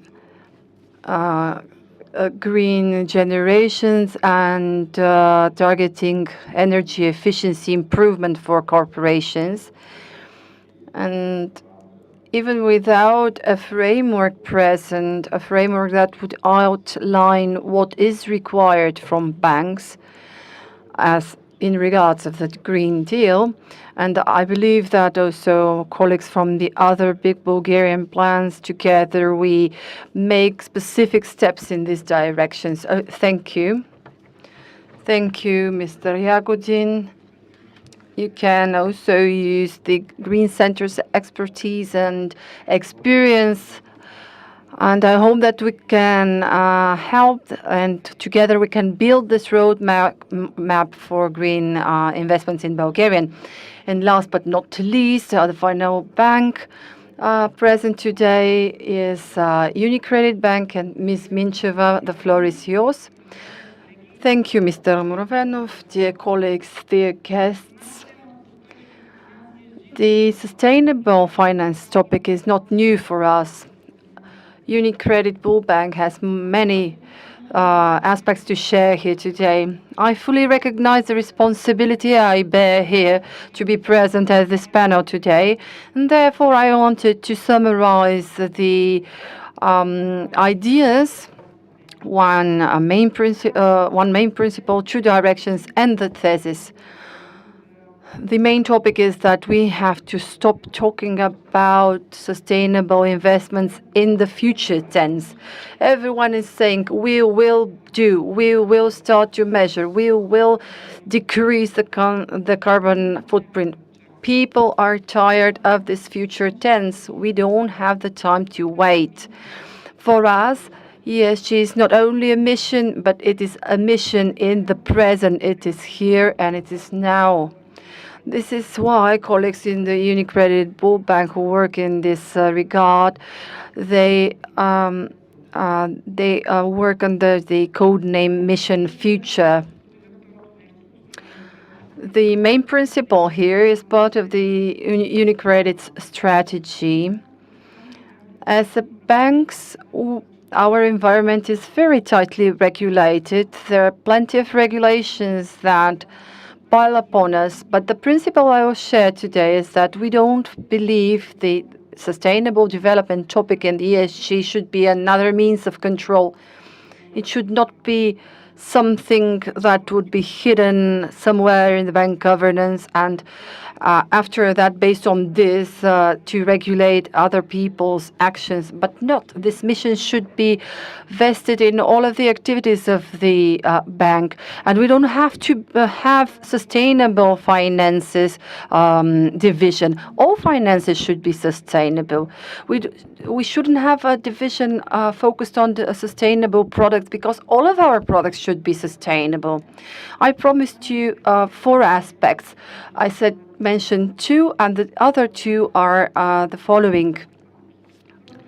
Firstly, is the lead by example.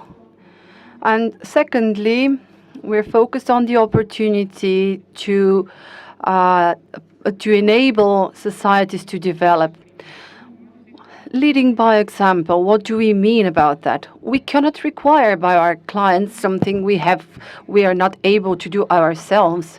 This is why, as an organization, we try to apply and practice all of these principles and to implement them in everything we do.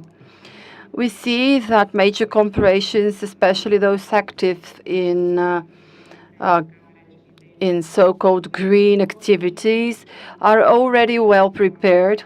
They have plans, they develop their strategies for sustainable transition. But there are also small companies. There are many companies who will need partners to help them move forward. And they will need partnerships. So firstly, we're focused on training our personnel in the bank. It's more than 350 people working in UniCredit Bulgaria who already have attended at least one training on ESG and sustainable development. Also, we have many graduates of the training that was in partnership with the Sofia University, a training on an expert program on ESG. The second course was already launched in English. We also saw other companies that liked this idea, this initiative, and we have 40 colleagues who are now students there attending a master's degree. On the other hand, when we're talking about green standards, as I said in the beginning, we should require this from ourselves before requiring it to the client. And having said that, we're 70% plastic free here in Bulgaria in all of our premises, and we'll try to achieve 100% by the end of the year. But we all know that our biggest impact as a bank is what and how we invest. As per our plans, by 2030, we will be carbon neutral as a bank, and by 2015, our entire portfolio will be carbon neutral. As a bank, we are part of the Net Zero Alliance, and this alliance accounts for 40% of the actives globally.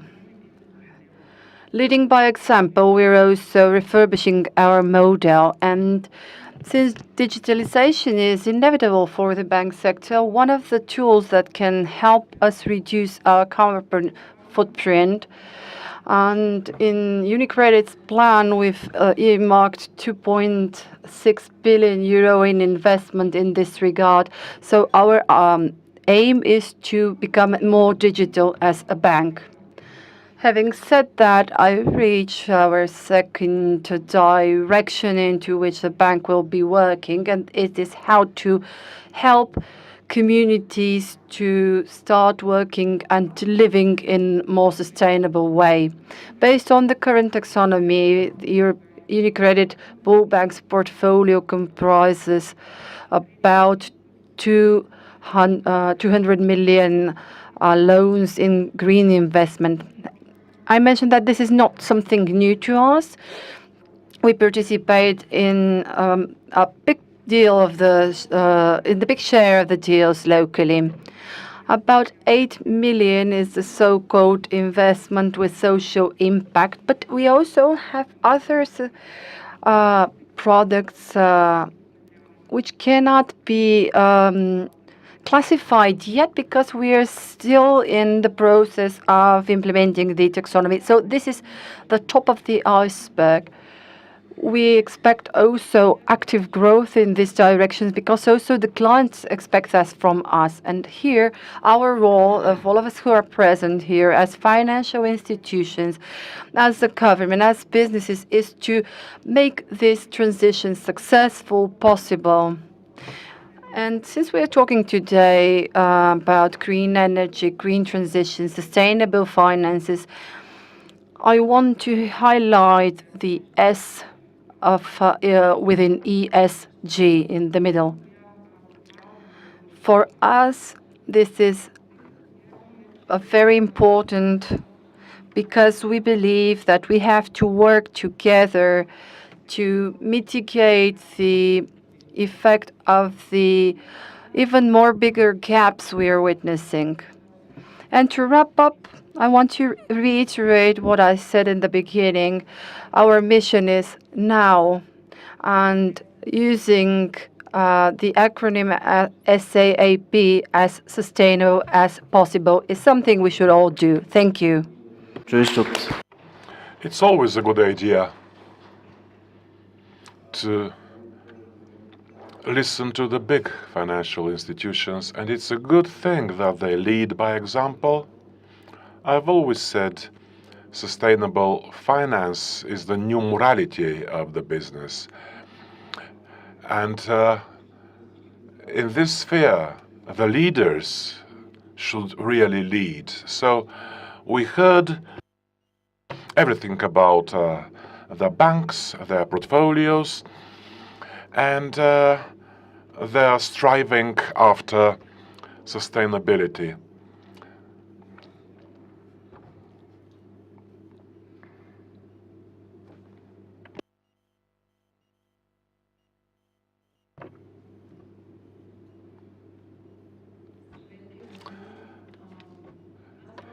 Hello, everybody. I really liked how my colleague wrapped up and what Ms. Mincheva said, as sustainable as possible. This should motivate everybody. Because when we're talking about climate change and green transformation, this issue is still somewhat academic in our minds. Yes, programs are there, but this is not everybody's agenda still. No matter whether we're talking about businesses or financial institutions, and this should be our first priority. Because we are still undergoing crisis after crisis. The pandemic, the Ukraine war, they have a dramatic impact on our lives. But what the climate crisis can affect us with is immeasurably more detrimental. So, since I'm here amongst financiers and businesses, I will mention a figure. Now, to achieve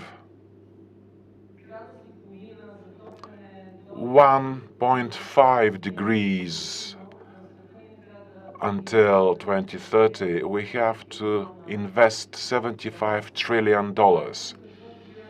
This is the number which is required by us and from us.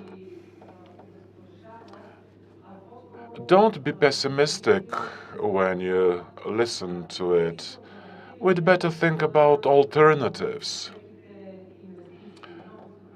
to the direct investments. We are talking a lot about energy, but this is only one of the dimensions.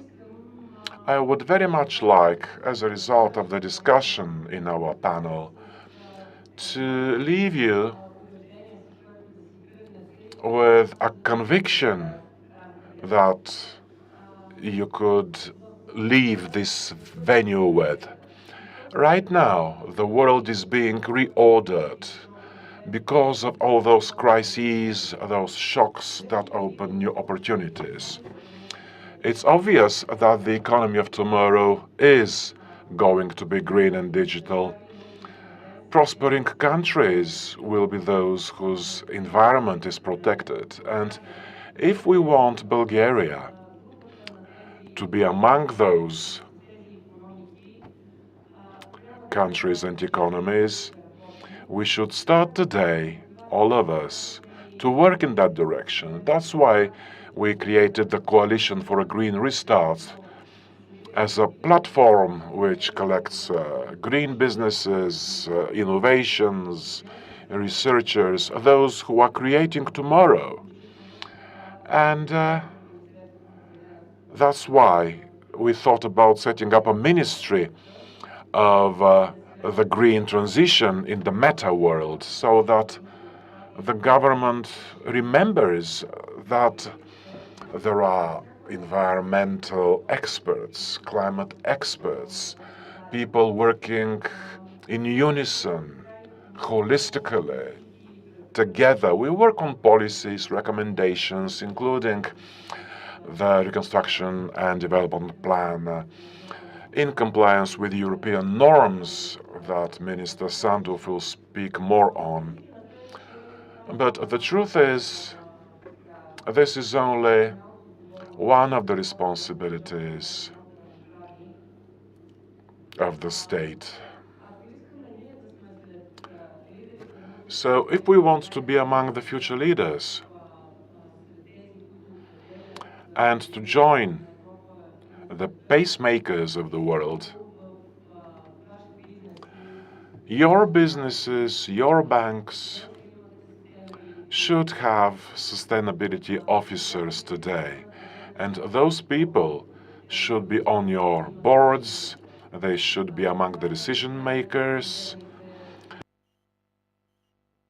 That's what modern companies do. You should be investing some of your resources in promoting research in collaboration with the universities.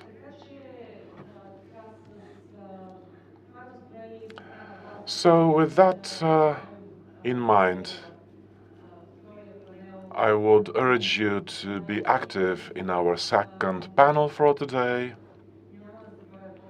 And without much more ado,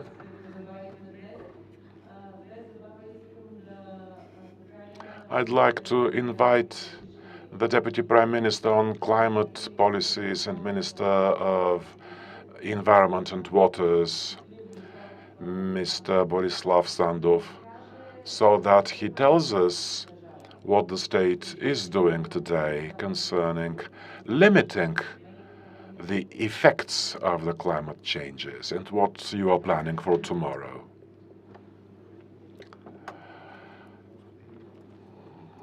Ladies and gentlemen, it's a pleasure for me to participate in this forum. In those days of global challenges, Bulgaria, as part of Europe, is trying to be part of the sustainable future and green transformation. Global policies, European policies, willy-nilly include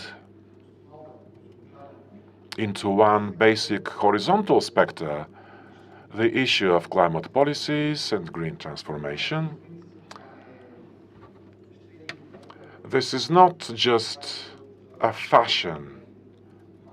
This comes from clear-cut facts relating to greenhouse gases, climate changes, the damage that all this does to us if we continue as before. So, until recently, this was a topic only for some elements in society. Now this is a common topic, because you can't do business on a planet without a valid environment in it. So the Paris Accord, which creates the legally binding tool of the UN, the European Green Deal,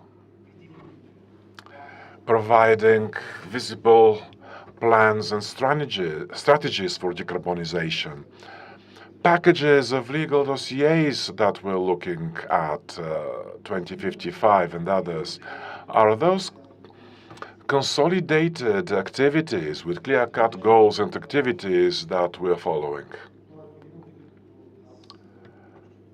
For more than 10 years, I've been committed to the civil sector on those topics, and when we started, when I joined in, we had campaigns trying to convince financial institutions and banks not to fund certain projects which would obviously impact the environment in a negative manner. 10, 15 years later, as Ms. Bezukhanova said, I am attending a meeting of the Organization of Economic Cooperation in Paris, where all the environmental ministers talked about the necessity of having a sustainability officer in each institution, so that we have a better approach, a more effective approach. And it's the same for the businesses. So for the last 15 years, instead of fighting banks, now the banks are leading the transition. They are fast-tracking it. Because the more we lag behind, the more we'll pay in terms of environment and climate. Even if we change everything dramatically right now, the effects will come several years later. And until then, we will see more negative effects of the climate changes. The plan for reconstruction and development, the reforms in a just, green, and connected Bulgaria give us a clear direction where Bulgaria should be heading in the near future. The Green Bulgaria part is the biggest, of course, and this met with a positive attitude on behalf of the European Commission. We were supposed to have investments and share of funding at least 37% in this plan. Now we have 42, but with attracting private investments and co-funding from the state, they can reach 60% of the whole idea. The EU understands very well how important attracting funds is if we are to achieve this transformation.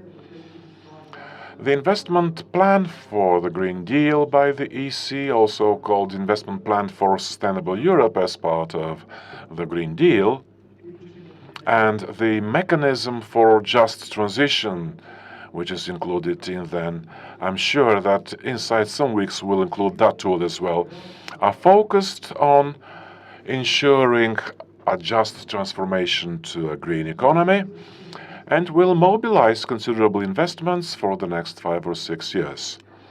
They will support businesses, citizens, regions, especially those that are worst hit by the transition, because, as you know, each transition creates the necessity of stopping some processes and starting others.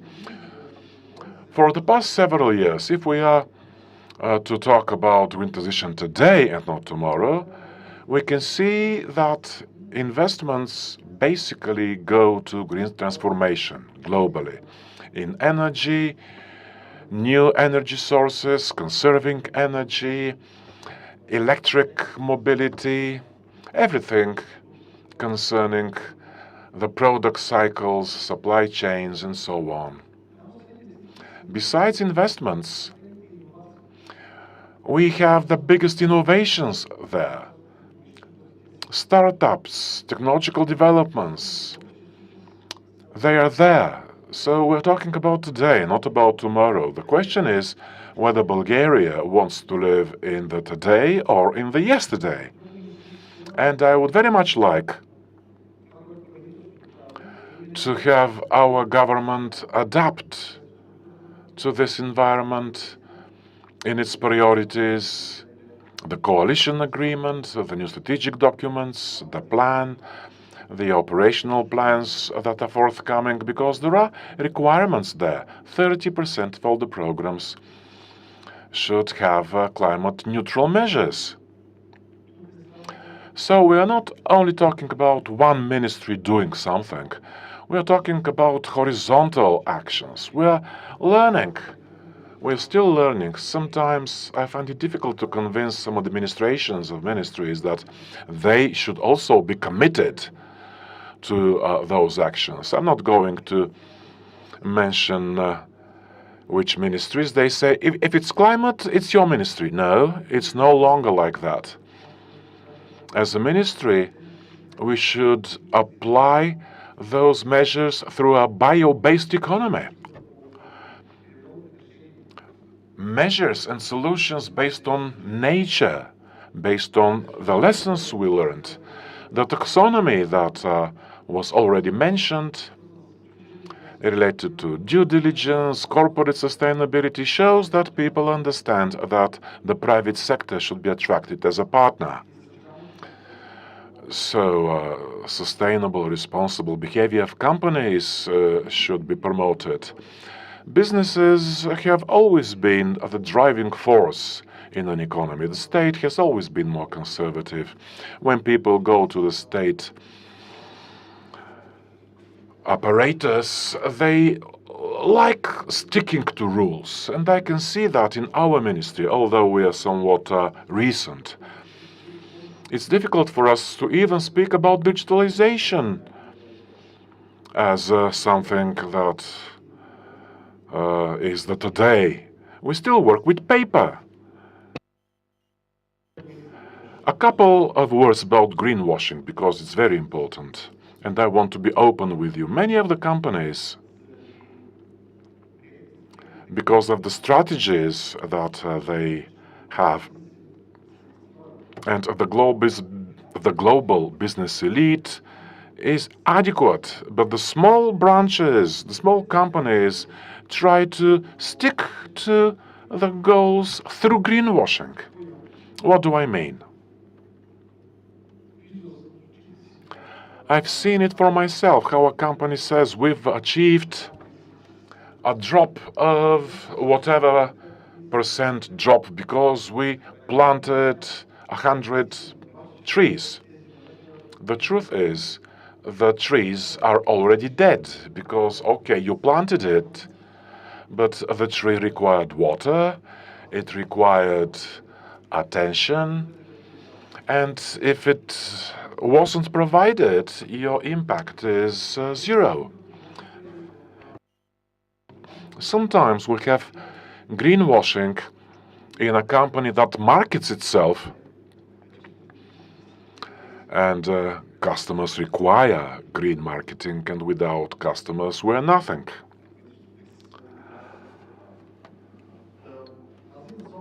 So this direction to answer the needs of consumers is also very important.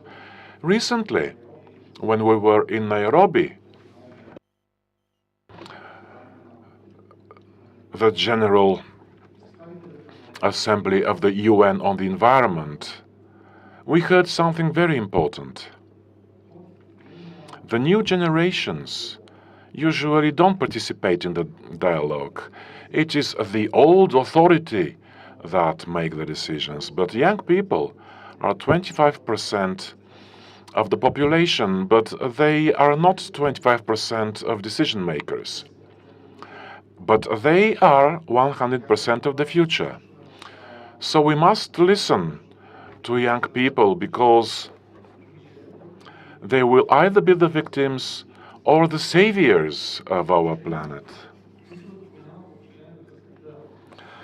So the link between sustainability, economy, human rights, environmental standards, climate standards, they are all challenges, but also solutions. And we can't hide, we can't greenwash. Introducing a mandate to have plans, to have goals concerning the green transition, and the government also has a role to play here. We're setting up a model. We're giving ourselves goals. And in Bulgaria, we see that we are already part of those processes. And I'm sure that in the short term, you will participate in fora. Our government will host at least 2 very big events related to the climate, the environment, and the businesses will be very important participants in those. Thank you. Thank you, Mr. Sandov. I'm really glad that you are behind these green policies. And I say that not because we know each other since for a long time, but it is a philosophy for life. And I am convinced that it is essential to the prosperity and success of Bulgaria in the future. I want also to use this occasion to underscore that whenever we're talking about new standards, of new regulations and policies related to the to limiting greenwashing, related to incentivizing also via those financial instruments we heard about earlier today, and preferentially incentivizing companies and initiatives that meet certain eco standards. We invest in this way in our future. And I say that also in relation to the fact that we will hear Ms. Lisa Remke, who is the coordinator of UN's Sustainable Stock Exchanges Initiative.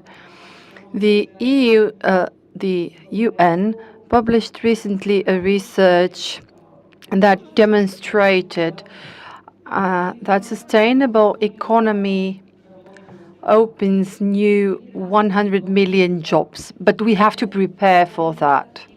Today, Bulgaria has a 3.5 times more energy demanding economy. And this is a task that lies before the government to finance via banks, via instruments. And we should do that. We must do this now. We should not be resistant just because some of the companies are not active. And something else I want to take advantage of the presence of Mr. Sandov here is the fact that in our country, a mere 2.8% of used products are reused in industry. We are talking about limiting imports of metals and other projects. That is a consequences of the Ukraine war. But let's then introduce circularity in our economy.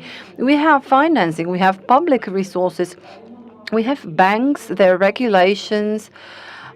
There are many aspects, but we must adopt this attitude, which is adopted already by the young people who want to leave green, and we must adopt the same attitude.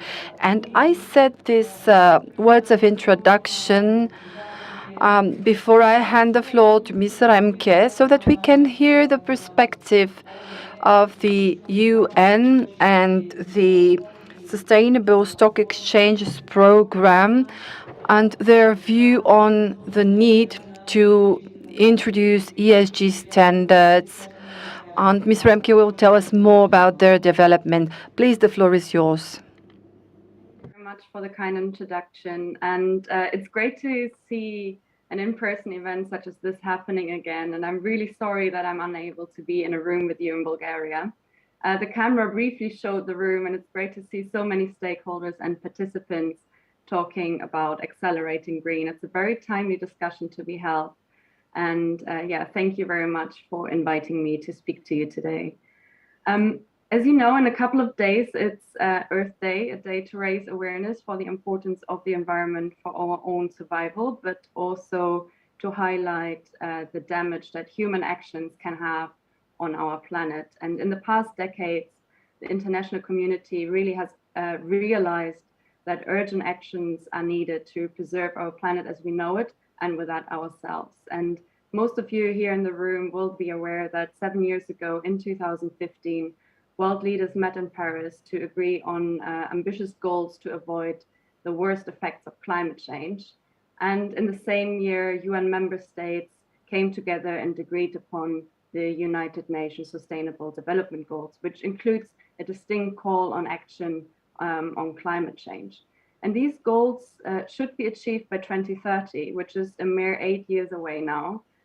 So it's nearly half time. And if you have read or heard about the latest IPCC report, for example, you are aware that there's still quite a lot of work to be done before we can say, check, we've saved our planet and we saved ourselves.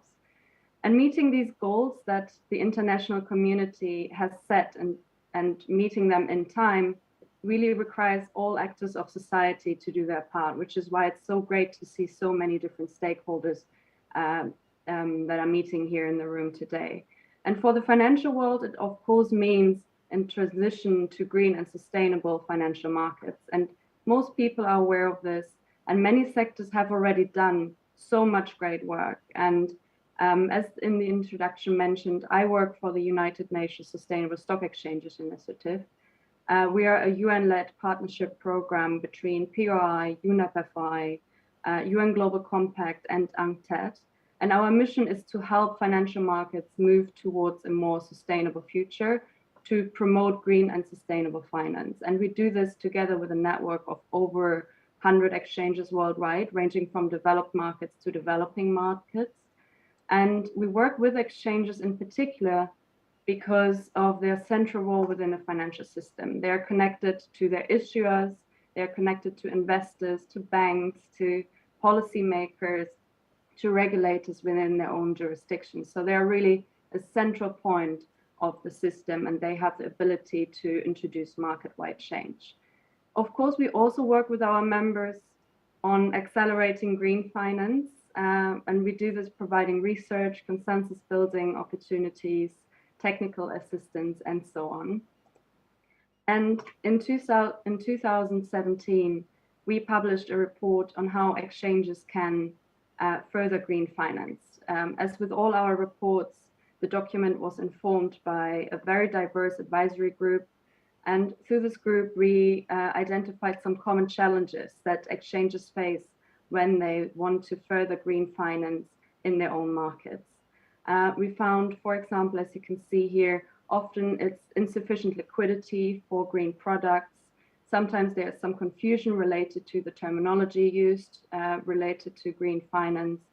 Sometimes there are also regulatory hurdles within the jurisdictions that make it more difficult to introduce new products or and so on. But one key hurdle that we really found is common for many markets around the world, whether they're small, developed, or emerging, is the lack of transparency and the availability of data. Good green finance related sustainability, ESG data. And as the impact of climate change have become clearer and clearer in the past years, climate change related information has increasingly become part of the mainstream reporting and is being demanded by investors because this type of information, material environmental data, can help identify targets, measure progress, and help investors move funds towards sustainable means. And in the past 20 years, there have emerged, and I'm sure many people around the room are aware of this, but there have emerged 5 key international ESG standards and frameworks, the so-called Group of 5. And they help companies meet this new demand for ESG and increasing demand for ESG data and climate-related data by identifying key non-financial reporting indicators. Pretty much since these standards have emerged, report preparers, data users, and also exchanges in our network have approached us and asked us which standard should we be using, how do they relate to each other. So there have been some complaints about the plurality of standards and some complaints that this prevents the comparability of ESG standards globally. And that's why in 2020, developments were set in motion to streamline reporting of non-financial information. I'm not going to show you all developments within the past 2 years because I'm sure I would need 5 slides for that. But I did pick some key moments that can be an indicator of the sort of direction of travel for global ESG reporting standards in the coming years. And as you can see here, in 2020, the key standard setters, so the Group of 5, announced their intent to work closer together. And as a first sort of action, SASB and IRRC merged to create the VRF. And yes, in last year, just in time for COP26 in November 2021, the IFRS announced the foundation of a new international sustainability standard board, which was born out of the merger of the VRF and CDSB. Since then, the ISSB has announced a closer collaboration with the remaining standard setter GRI, and it published a new global baseline for sustainability disclosure, which is currently under consultation. This baseline is very closely aligned and complementary to the remaining GRI standard, and it is built on previous work from standard setters that have merged into the ISSB. So these new developments will, of course, heavily impact disclosure of climate-related information and ESG information, and it will help develop more green markets around the world. And of course, exchanges can play a key role in this new environment. They always have and will always play a role in promoting transparency in their market and assisting markets with implementation of international and global standards.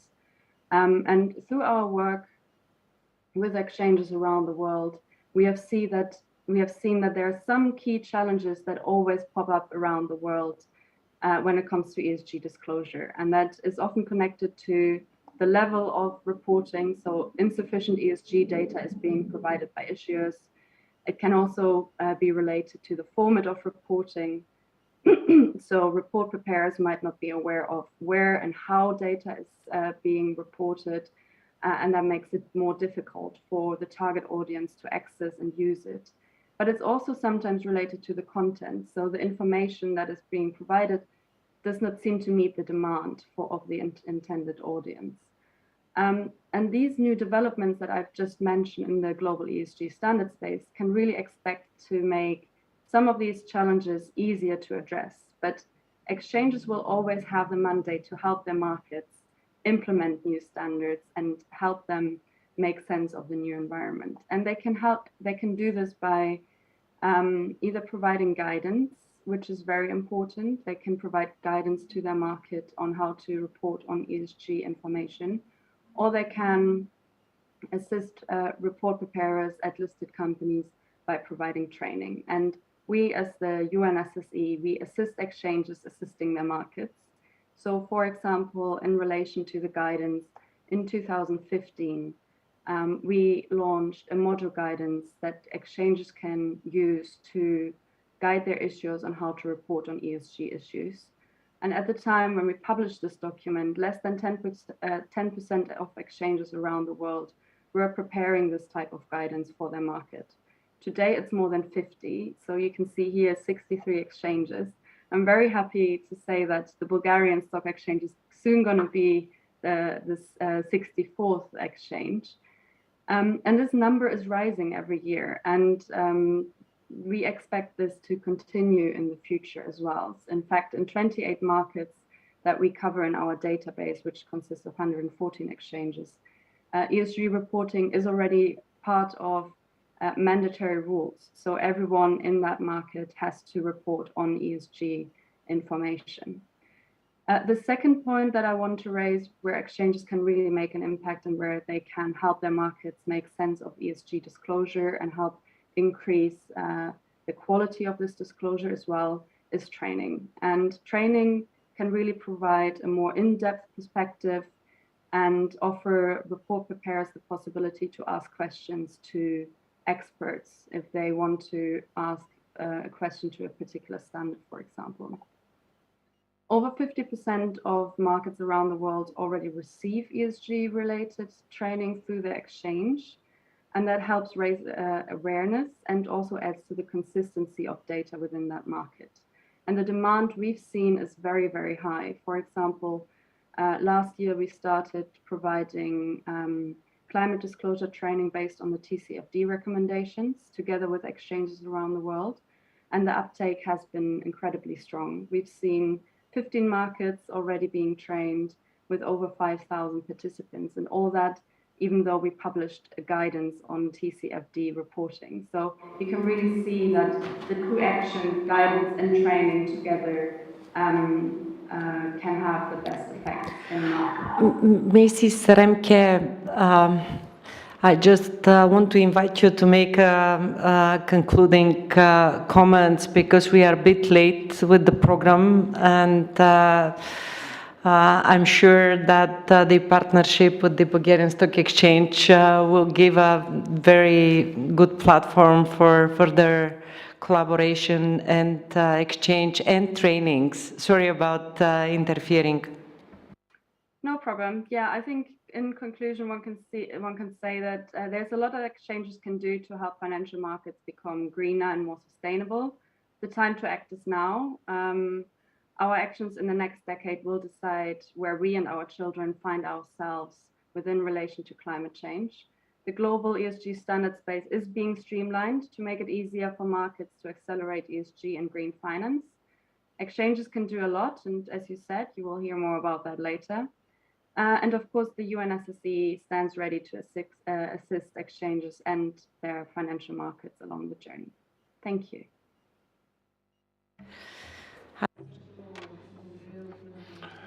Thank you on behalf of everybody for the very interesting input on the evolution concerning ESG standards. Before I invite the businesses to say what they think, I would like to once more emphasize the role the Bulgarian Stock Exchange played in establishing a platform called Oxygen, providing a framework, an opportunity for companies, not only public companies, but SMEs as well, to report and assess their indicators, which is a very important step forward in planning the development, the corrective measures necessary on the basis of data concerning competitiveness in the future. That's why ESG standards are important. It's not just the regulations which are going to be introduced as of 2033 for the next cluster of companies as of 2024. This is an investment that we're doing today in the future, in the competitiveness of our economy and of specific companies here. The business has a key role to play, not only in curbing the effect of climate change, if timely investment is made in energy efficiency, reuse of material, regenerative economy, which is a topic that we haven't spoken enough in Bulgaria. Optimizing production processes by introducing new digital solutions. The business, though, is one of the basic producers of greenhouse gases. So I'm giving the floor at the beginning of this panel to one of the experts who has been working in the field for many years. Sometimes he's got very interesting ideas. Boyan Rashev is somebody who has the systemic picture. So please, inside 4 minutes, as the new standard is, can you tell us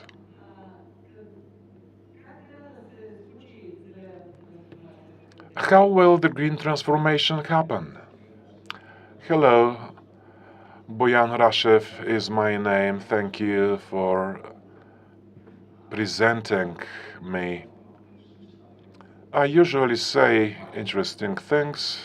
That's what I'm going to do now. Why am I here? Because for 15 years, all those things that we've been discussing so far, we've been doing those. Denkstadt, our company, is in Central and Eastern Europe. We are the most experienced company in this sphere. Everything related to ESG, sustainable development, decarbonization. We've been doing this for 15 years in Bulgaria with real life clients, mining, banking, everybody. With global clients. From our Sofia office, we've got clients that we bring them to the top of the Dow Jones index concerning ESG. There was a presentation from the London Stock Exchange with an example from the Coca-Cola company, less use of water. That's a project that we did. I personally visited 4 plants that Coca-Cola has, and we helped them have this water efficiency that the gentleman spoke about. So there are things happening in Bulgaria that very few people know about. Business is the only creative force on this planet. Only businesses can transform the economy, green or otherwise. Why? Because only businesses create something all the others are consuming. So going back to green transformation, we live in the best possible times since the beginnings of the world, and this also concerns the environment. Sofia has never been as clean as now. We know this because we are preparing the data for the competition for Green Capital of Europe, and Sofia is a candidate, but there is a case study concerning carbon emissions.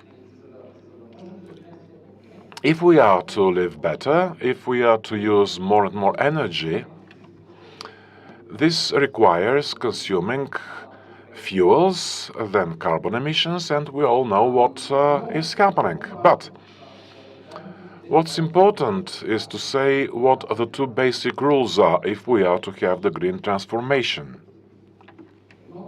One is economic freedom for business, because free people can be successful. Only free people can live better. And to live better means to have a cleaner environment.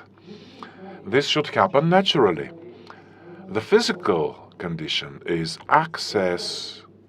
more access to reliable, clean energy, because this is what moves the economy forward. Without this, we aren't going anywhere.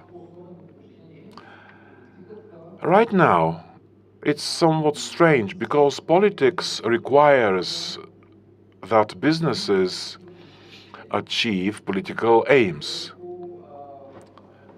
which in economic terms hasn't always led to good results.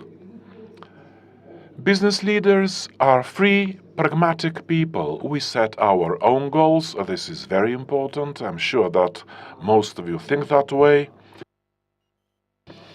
Business leaders believe in what they do. They don't wait for grants or help. They act, they do things.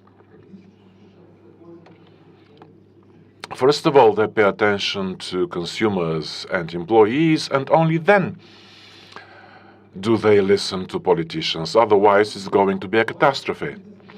So a business leader leads a business to success.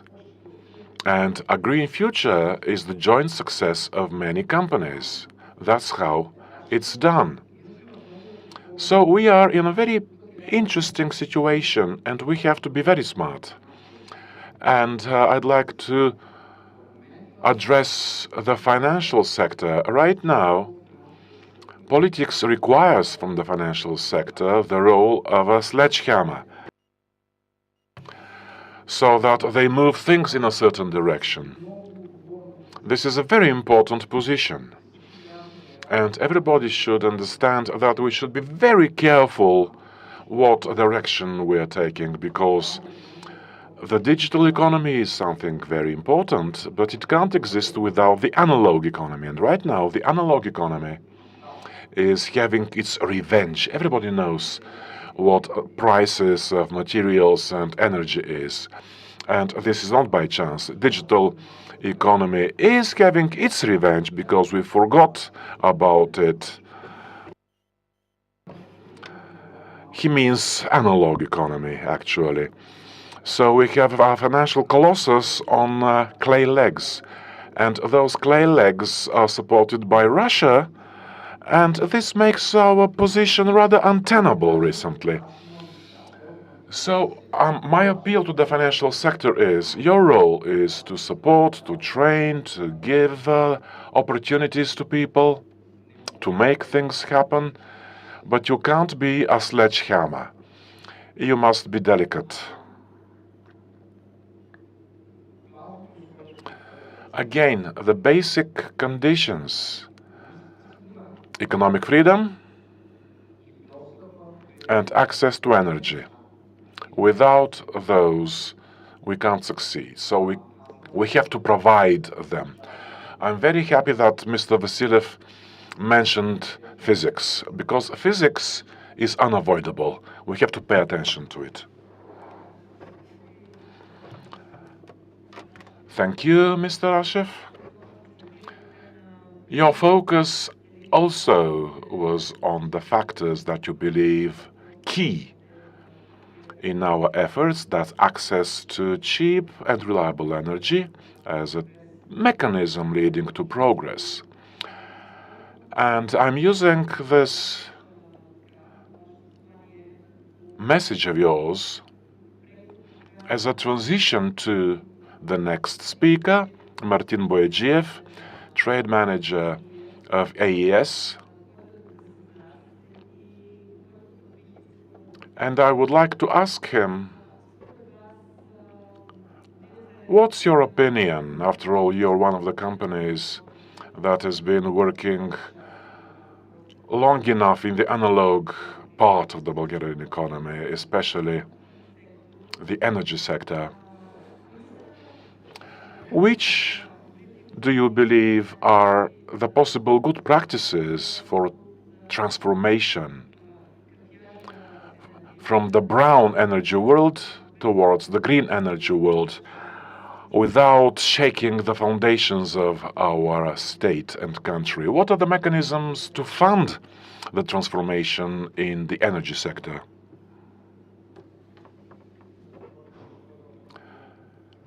Probably I should go back to the laws of physics, the law of preservation of energy. It's very important for us to stick to natural laws if we are to provide clean and reliable and affordable energy. And the new forms of energy production necessary to have this transformation, some of them are rather, not sustainable. So the big challenge is how to keep the balance during the transformation. So from the point of view of DES, we believe that we should be aiming at new sustainable technologies for energy production. It's obvious 95% of the projects that we develop globally are projects to produce energy from wind, solar, energy conservation. The other 5 are related to natural gas. As for what's happening in Bulgaria, the challenges that we're facing, and it's interesting that this is addressed by the reforms in the plan for reconstruction and development. We're talking about regulation, first of all. That's related to developing projects from renewable energy. Many things have already been mentioned by my colleagues. Permits, when it comes to developing, building projects, permit regimes during the construction element in the projects, how those permits should be a one-stop shop. Another element concerning projects on renewable energy selling that energy, guaranteed prices for all projects so that you can fund the projects accordingly. Of course, there are challenges related to long-term contracts of trading that electricity on behalf of the funding institutions. A basic element if they are to finance projects like that. Then things like after the projects are ready, then the rights of commerce, how you control the market, how you define the prices, how you balance the market. We also believe there is a lot of work to be done. Again, we are talking about something that the reforms in the plan have already been put in. Projects on conserving electricity, storing energy. Again, regulation. There are a lot of things that have to be done in terms of regulation. If we're talking about the Bulgarian legislation, to a large extent, permits to store energy, they are not defined. We've got a consumer, you've got a producer. There are some exceptions in some fields. And the second focus, again, during the transition, as representatives of the analog economy, all that has to be done very carefully. For instance, the Maritsa Istok power plants, without them, we wouldn't have been able to guarantee the sustainability of energy production. We should be ready for challenges, especially by the end of the transition. So all elements of the energy system should be taken account of. Thank you, Mr. Bourgiev. I'm sure that the ideas and your experience has been heard. You shared very good ideas for good practices, for reforms, and there seems to be a lot of room for reforms in the energy sector where these ideas can develop further. In fact, now is the moment and the time when our scheduled agenda is at its end. However, we still have other things to share, and here I'd like to urge you to allow us to remain here for another half an hour because we have to share some other views, and the participants will now have the opportunity to share their messages. Of course, this dialogue is also developing further in depth in other formats, and I really hope that I don't sound rude. Our next speaker is Nikolai Gurnev, who will share the business perspective from a rather different point of view. He is the managing associate for Bulgaria, Northern Macedonia, Albania, and Kosovo at Ernst & Young.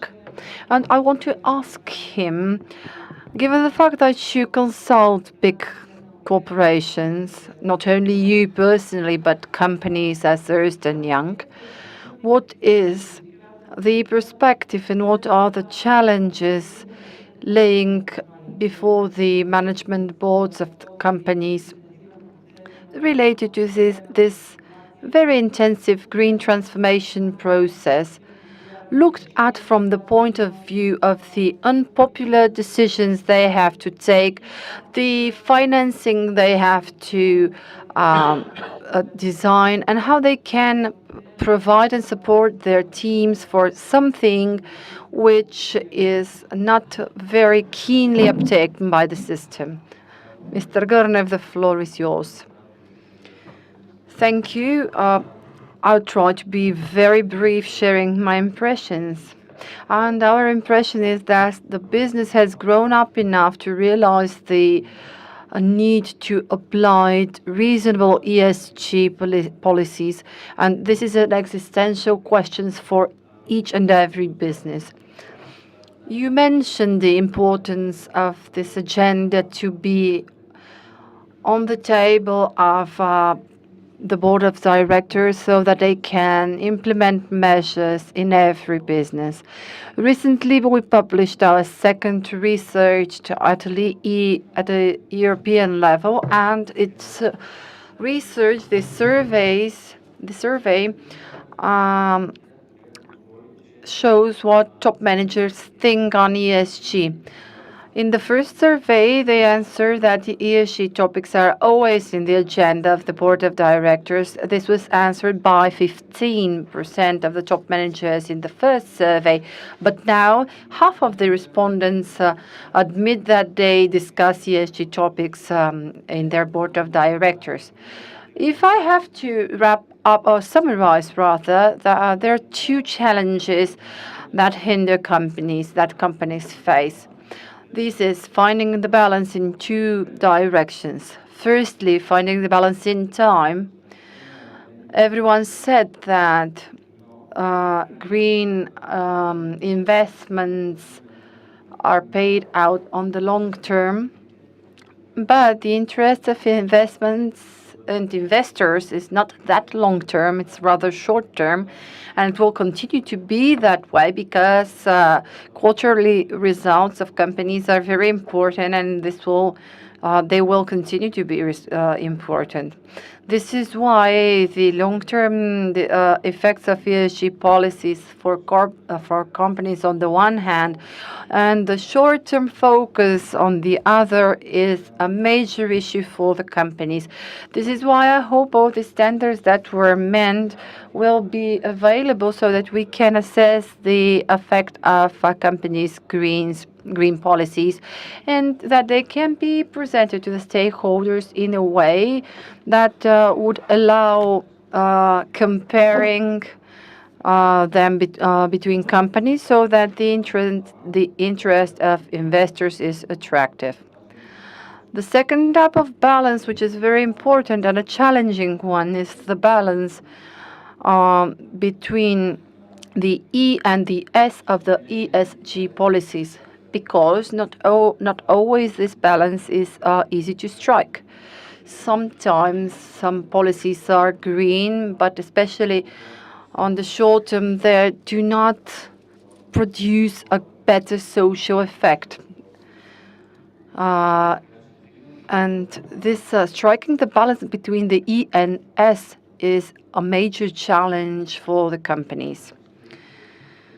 And maybe I'll just mention these two big issues and stop here. You can find the research on our website if you want to find out more about the challenges companies face in relation to the ESG policies. Thank you. I will ask you to share it to the organizers, because we plan to publish all of the statements, all of the publications in a book published by the Green Center. So this type of research is very important here too, especially from the point of view of the journey to sustainable development. And on this journey, we're all pupils in a big school, so everyone's contribution is very much appreciated. Thank you for those highlights. These were very important comments. And yes, we know that this is included in the agenda at the board of directors.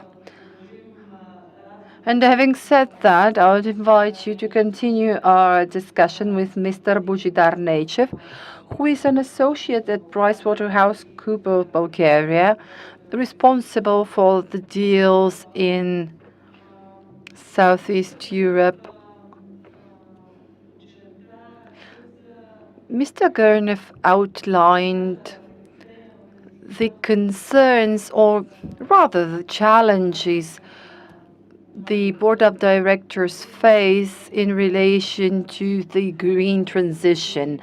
And I would invite you to continue these ideas from the perspective of your experience. What is the way to sustainable decisions after the framework of limitation is as it is now, without any changes? What would be the practical steps that structure-defining companies and new companies can take so that they rank among the top companies? I am thinking of setting up a new ESG standard, and from our part of the round table, we'll have 2 minutes each. So, half a joke, half a truth, is that people who were born in the 60s or earlier maybe remember that in the 80s there was a trend, and it said quality everywhere and in everything. And this was very much needed of in the 80s. We had planned economy, we have guaranteed markets, we produced vastly and we exported, and no one could complain about quality. But at a certain point, we had to stop. It was no longer possible. We had perfect intentions and no one could argue about quality.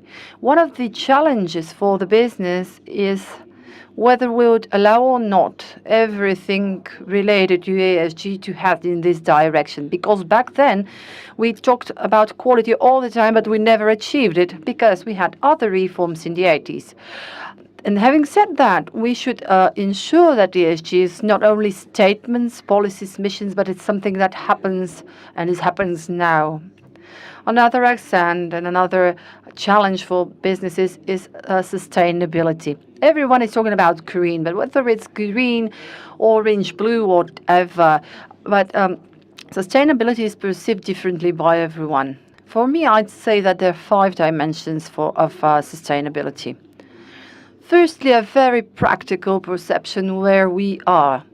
When we're talking about green, about ESG, about whatever we might be talking, are we really saying that we have policies and this is enough, or whether we have practices? And for me, it's more important to ask whether we have the habit. And here we should mention a law, and I would like to mention the law of mathematics, and where we have to decide what we can afford and when can we afford it. And we should revise and think of what are the efforts needed to reach at those points we want to reach, and at what pace should be we moving ahead. Because if tomorrow we face another problem, we won't be able to reach our goals. And this leads me to another idea. We should set the right priorities in the right time. We started the Green Center 2 years ago, and back then we had to create a common understanding to work in the direction of policies of what should be happening. These were the priorities 1 and 2 years ago. Now we have to look ahead and to make sure that we move from ideas into actions. And having said that, we should reach to a consensus of what success is. Is success well-shaped policies? Is success presentations? Or maybe we should make a presentation on what success is. So I won't answer this question, and thank you for your attention. Thank you for your statement, but I'd like to react here, maybe remind that the ESG standards are a tool, and they are something more different than gathering data on how we do what we do in the company or in the company with partners from outside. ESG data provides us with a new management tool. Yes, there is a standard, there is a framework, and we should not forget that tomorrow there will be part of the financial reporting of a company. I personally think that using tools such as Oxygen, the management bodies and the managers can be better prepared for tomorrow and should be better prepared than the people who kept their cash in the pockets and without. And if we look even even further back in the past. And since we're talking about business, and the people who are watching and supporting business development, I'd like to invite Mr. Jordan Nedev, who is the Corporate Development Director and a board of directors of a big business company, software group. It's Sirma Group Holding. They're active in the IT industry. And I would be very happy, Mr. Nedev, if you can share in relation with this trend, in relation with the implementation and introduction of ECG standards, how in the IT sector in general and in your company, how do you apply these standards? Are there challenges? Are there opportunities the company uses as a software and an IT company? Thank you. Thank you. We are blessed as a sector because we are one of the few low energy, low resource using sectors, because I can enumerate several which are considered part of us, but they more or less belong to the mining sector. Since we use less resources, we look at our own organization, and whatever we achieve in applying ESG standards, it's not going to affect things globally.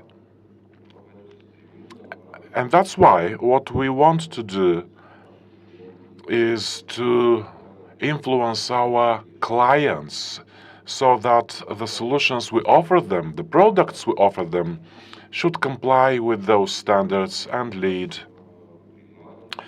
to their application and to achieving the goals in the ESG standards as a whole.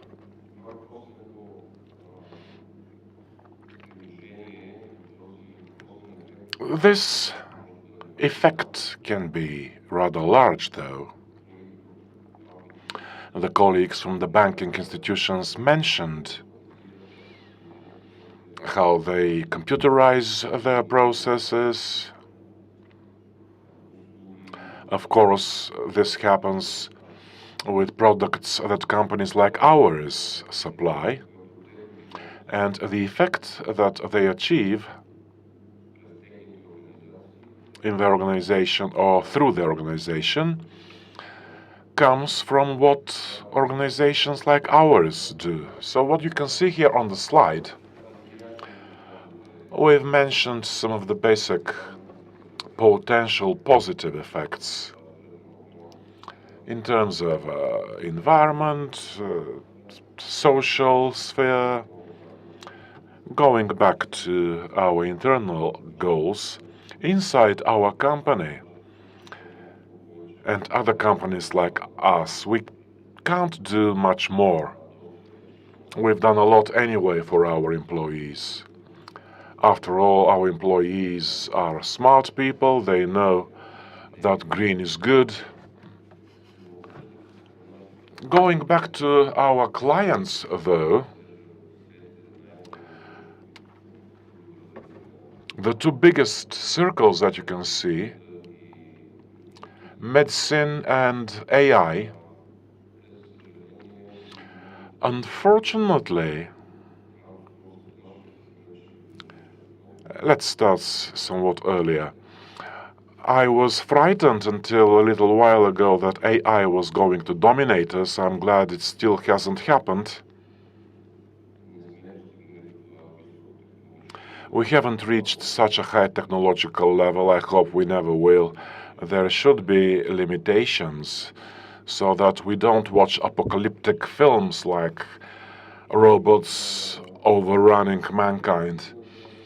And then telemedicine. And this is the basic problem that we see here. If we want to have ESG practices for real and standards that lead to ESG policies becoming reality. For many things, we need interaction with the state, with local authorities in terms of equipment, for instance, or access so that telemedicine reaches all parts of Bulgaria. This, of course, is linked to internet access. We know that there are people in different part of the country, old people who need some educating on how to use those services. And that's why local authorities, the state, they have to interfere, they have to play their part. What we can do, we do it. But the infrastructural projects belong to the state because they don't give any return of investment. Thank you, Mr. Nadev. Of course, we will have to carry on with this conversation. You know very well that you can only achieve quality if there is reliable data. Going over to the territory of the technological sector, Ivan Zhityanov is with us, Executive Director of Telelink Business Service Group, one of the big systems integrators in Bulgaria, and a software developer. Mr. Zhityanov, what are the challenges, do you think? Can we speak of green investment in your segment? Thank you. I believe that, as my colleague said, digitalization is not a real tool of diminishing carbon emissions or increasing the part of clean energy. It can help in two ways: to introduce the ESG framework or taxonometry. First of all, integrating processes so that it limits the movement of people and assets. We saw with the lockdowns that it's possible to do that through digitalization. And then in the short term, the opportunity to observe, collect data related to the environment, process that data and make informed decisions. Next, digitalization, and we saw this in the presentation of Mr. Axe.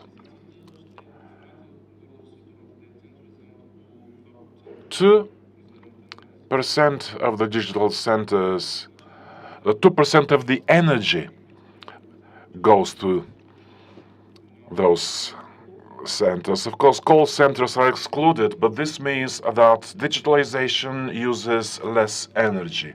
We are in a period of digital transformation. This is an industrial revolution. Actually, from 2008 to who knows when. I'm sure that present-day events will be catalysts for this transformation. It will need more resources, and all companies should think on how to optimize their carbon emission footprints using cloud technologies, public clouds. In Bulgaria, using a public cloud is not very popular. Global providers have commitment to be 100% clean energy using by 2025, and by 2040 they should be carbon neutral. Some of them say that by 2050 they will give back to society what they've taken from it. So each organization, public, private, can lower using electricity, I'm sure, by at least 90%, because there is new knowledge, new technology, new investment, and all the companies that look at ESG measures have to think about that. Concerning the Bulgarian businesses, there is not a lot of interest in terms of energy efficiency, and we believe that we as companies should be leaders. We should train businesses, people, not only in terms of architectural solutions, how to keep to the principles that lead to energy efficiency. Thank you for taking the initiative to go beyond what you are paid for by your clients, because this transformation of attitudes, of understanding, is a task that we all have to embrace. And since you mentioned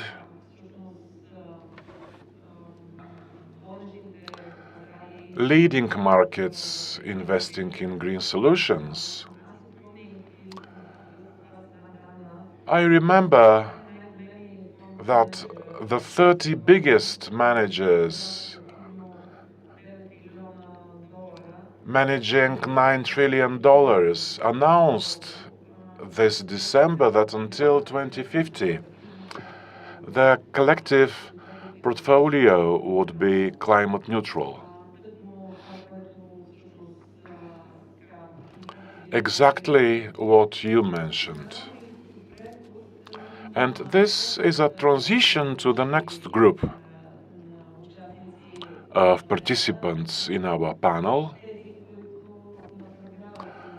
those who channeled investment projects. Ms. Verena Miltenova, chairperson of the Bulgarian Association of the Pension Companies. Can you tell us whether you see some prerequisites for such green investment in Bulgaria? Afterwards, I will ask Ms. Radoslava Maslarska the same question, so that we counter Mr. Zhityanov's point. Thank you.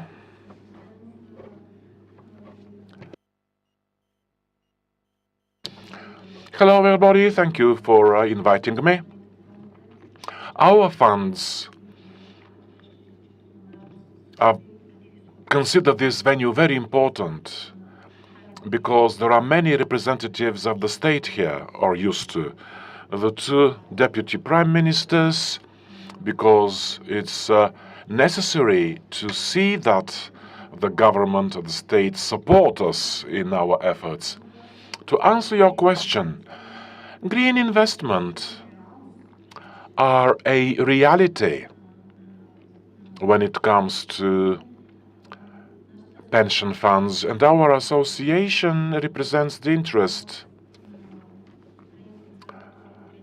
of the second and third pillars of that insurance. They are our customers, and we manage a resource of more than 19 billion leva by the end of 2021. So what is specific is that those 19 billion are the most long-term resource in our state, probably excluding long-term debt of the state itself. But since it's a long-term fund, we are very responsible to have ESG labeled projects in order to preserve sustainability. So those funds started several years ago to monitor investment in green tools on the financial markets, which right now is Europe and North America, but it's very limited so far. Those are the first steps in that direction, faltering steps. But still, besides investments in green bonds or some big international company has issued a debt instrument, those are the goals that we're looking at. What's more characteristic and what is informant for the general populace is to know that the financial tools that have been rated, they've got ESG rating and meaning, and in most cases, especially bond markets, they bring lower dividends, so they're traded at a premium because of the ESG specifics inherent in them.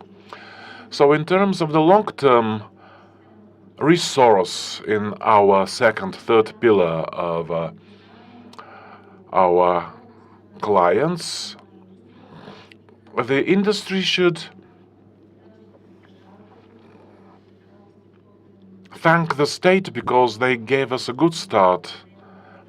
They supported the Green Deal, the sustainable transfer, because for our funds, for our companies, for our customers, is very quickly to broaden the scope of products on the Bulgarian market concerning investments in green tools and, most of all, green bonds. You saw at the beginning of our conference that countries like Turkey, Serbia, who are not part of the EU,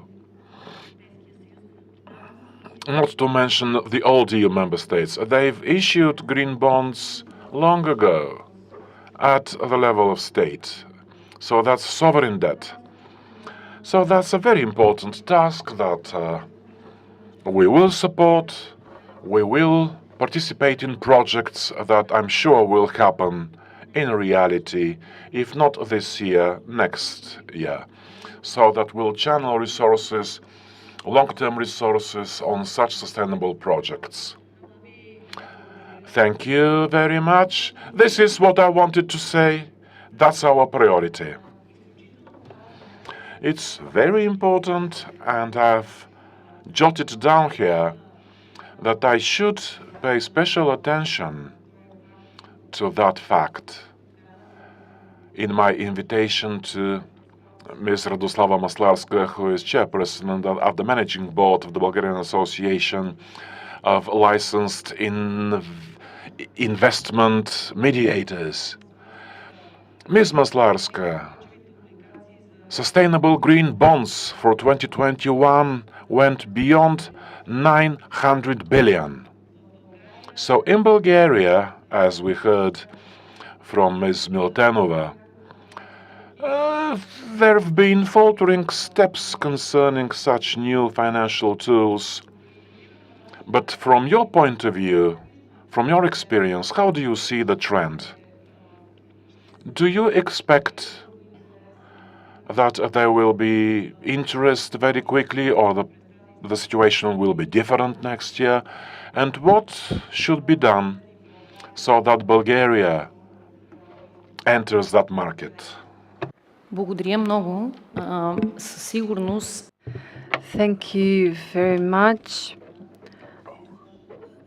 The billions Sasha mentioned match a 60% growth only for a year, and this is a trend. The aim for 2025 is the newly emitted green debt to reach a much larger amount, about 3.5 billion, and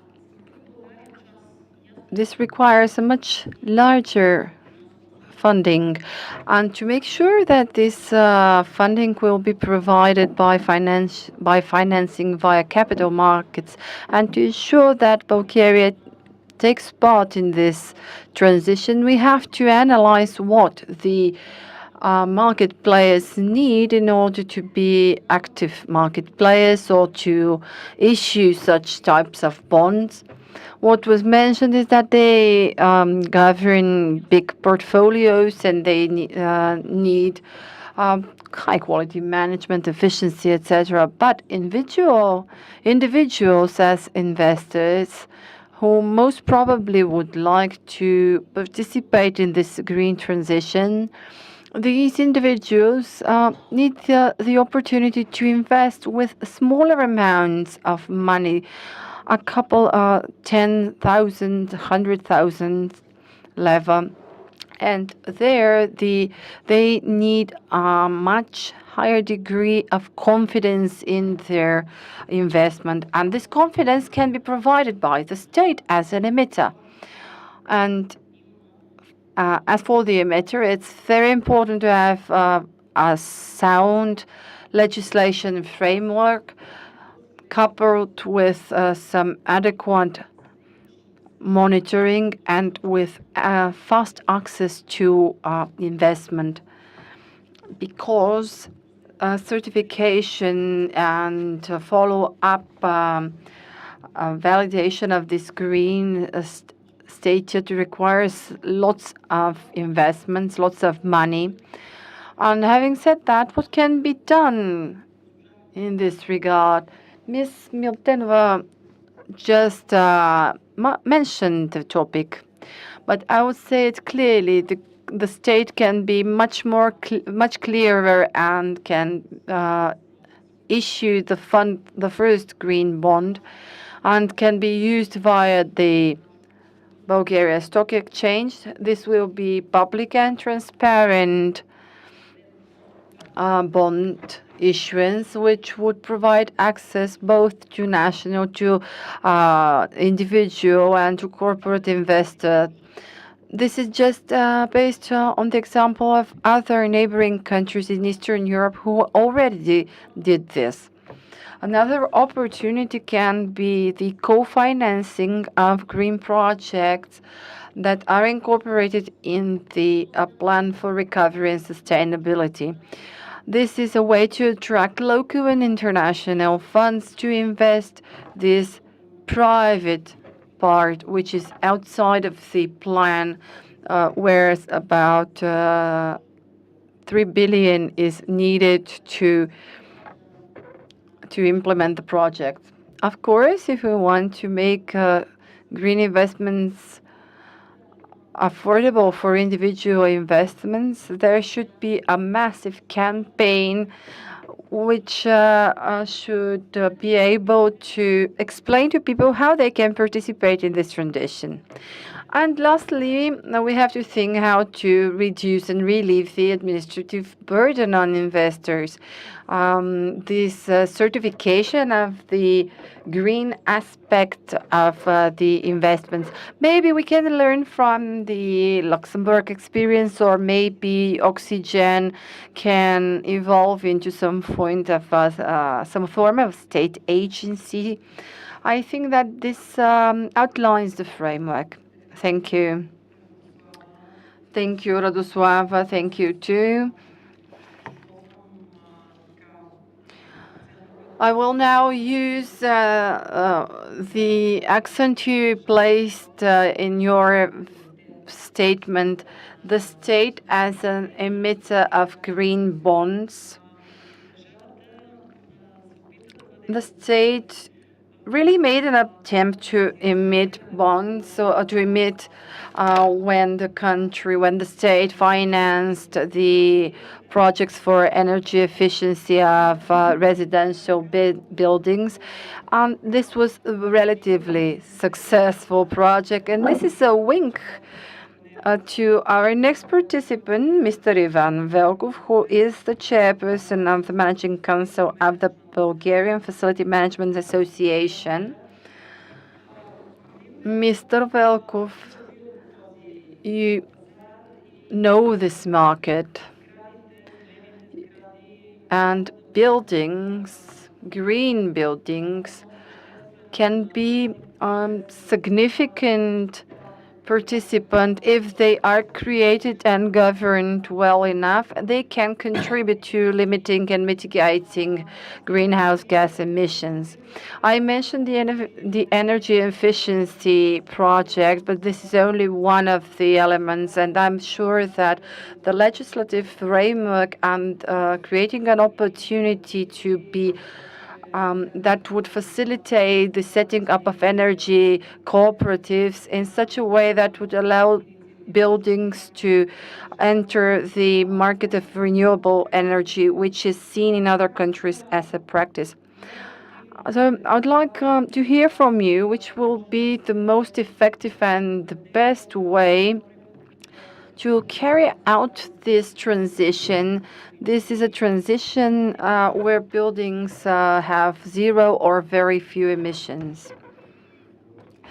Thank you for your introduction. It really shortened my speech now, but I want to suggest here that our forum today, Accelerate Green, should convene at least twice a year, and I would like to invite you, if the next edition is in Christmas, I would invite the financial institutions to remain present until the end of the event, because I see that the business and the academic institutions are present here.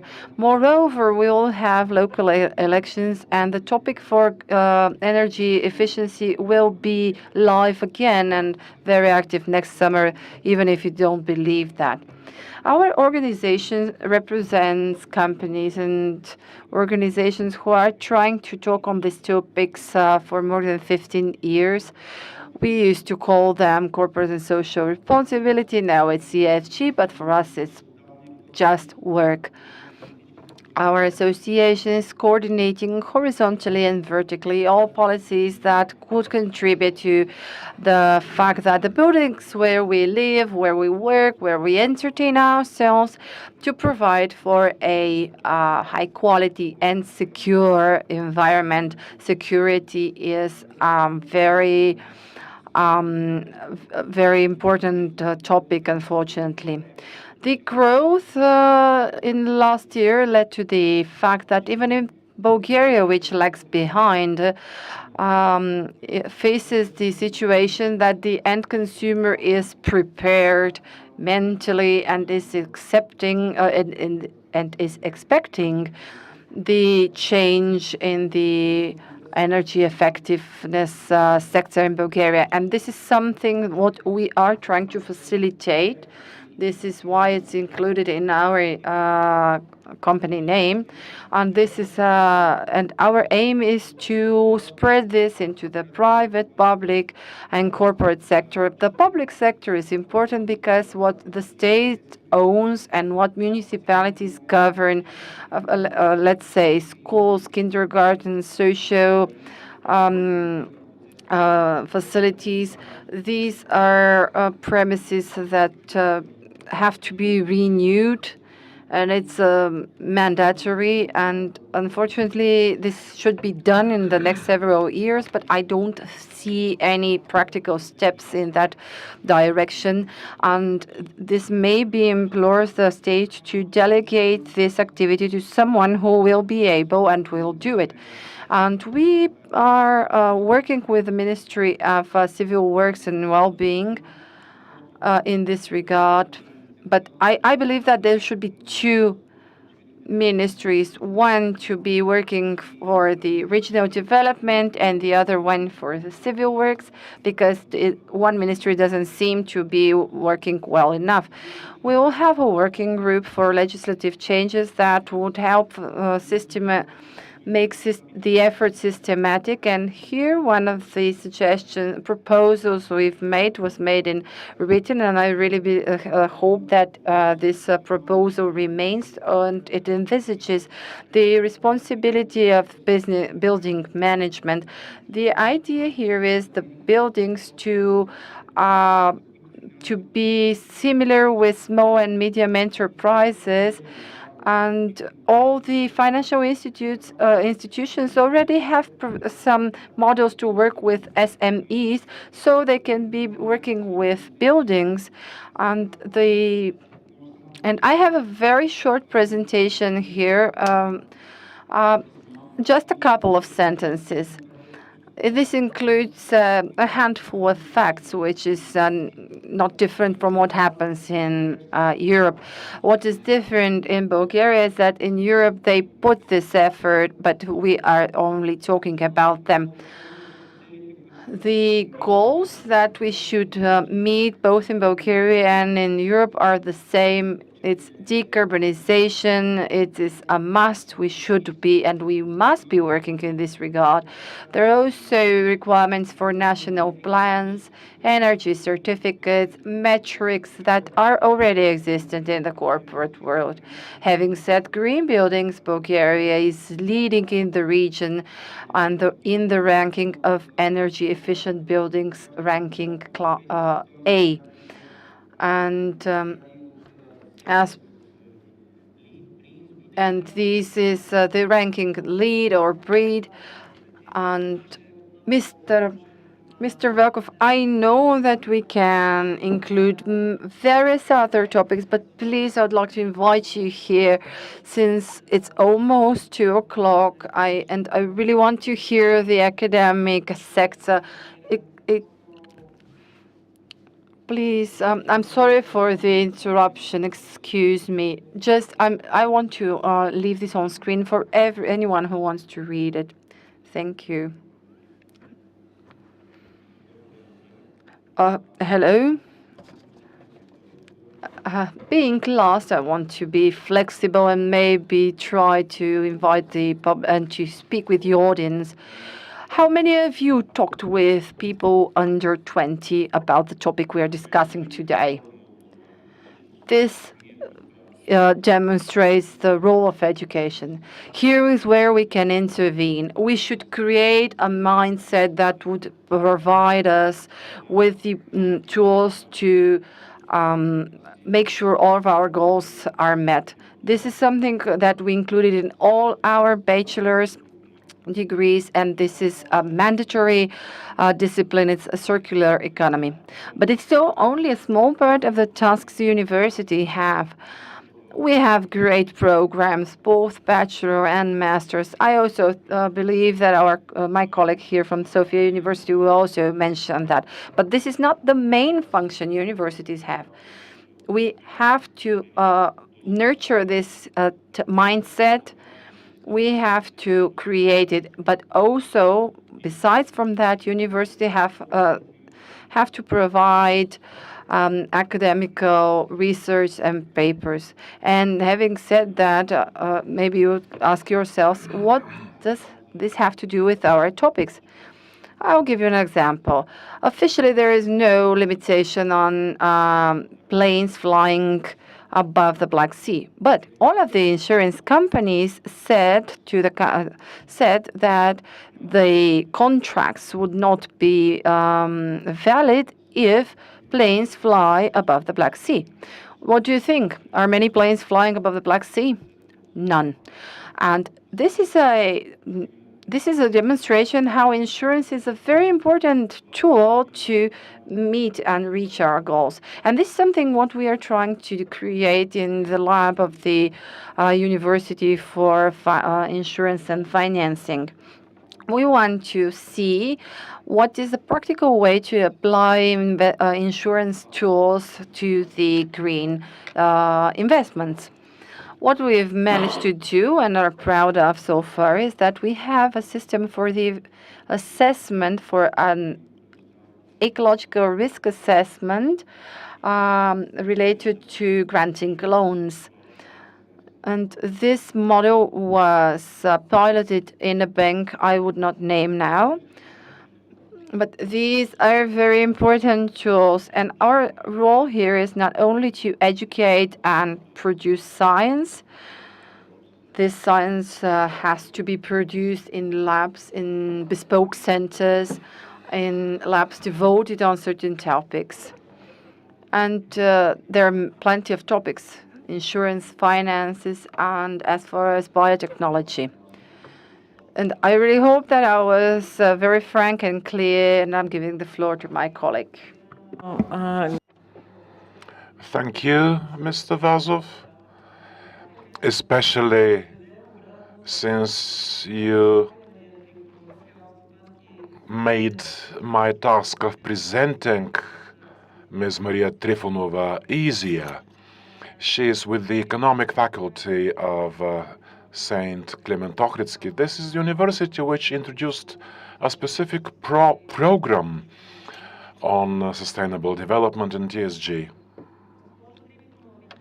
So, Dr. Trifonova, what is necessary to turn Bulgarian universities into catalysts of this transition to sustainable development, on the basis of your experience and your partnership with the businesses?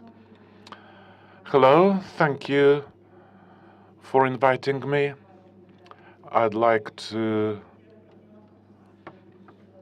hail the organizers for admitting how important it is to have a partnership between businesses and the academic community. After all, if we are to build a low-carbon economy, together with my colleagues, we are committed to have our input. Each year, we have more and more students. For the 5 past years, we've got 25% of more students. And I'm sure that it's not only quantity, quality is better as well, because our ranking rises each year. This is due to several principles that we base our work on. Our input on green transformation is based on the same principle. First of all, personal example. We are the first university with a climate plan and a strategy to achieve the global UN goals. Today, we are voting on that in our university. Then, during 1920, we included the master course students in this program so that they see how processes are developing. We have transparency, we have inclusion. For instance, our most actual product is a course on climate knowledge and literacy, which is going to rely on our partnership with NGO sector, businesses, government, because they allow us to have a curriculum based on the most recent data they provide us with, so that we train academic experts. We've got 153 partnership agreements signed. Yes, this is everything that our slide can show you. It's rather colorful, but it visualizes our efforts. More than half of those partnerships have been signed after the beginning of 2021. We partner with research institutions as well. We apply innovative approaches, proposed by our partners, for instance, climate games in our curriculum, guest lecturers to help us cover all the challenges related to green transformation. I'm not going to enumerate all the bachelor degrees, master degrees that we've developed with such a focus. They're described on our website. Probably ESG Academy that you mentioned, this is the second year of its functioning. It's very active. We've had 4 editions for this semester. We work with representatives of businesses and other organizations, which is very helpful for us in our effort to prepare content to match the students' needs. So those are the 2 pillars that we rely on. The third one, project proposals after the program that our academic institutions are not really prepared to be administrators, competitive administrators of such projects, but we have advanced a lot in recent years. This is a very good platform to exchange experience with colleagues, to look for funding, to prepare methodologies and national analytic tools to meet the needs of our research potential to have a low-carbon economy. And last but not least, we purposefully create a community of people who know that they are faced with a problem, they share mental frameworks and are motivated to look together for solutions. And this is very important for our future. Thank you.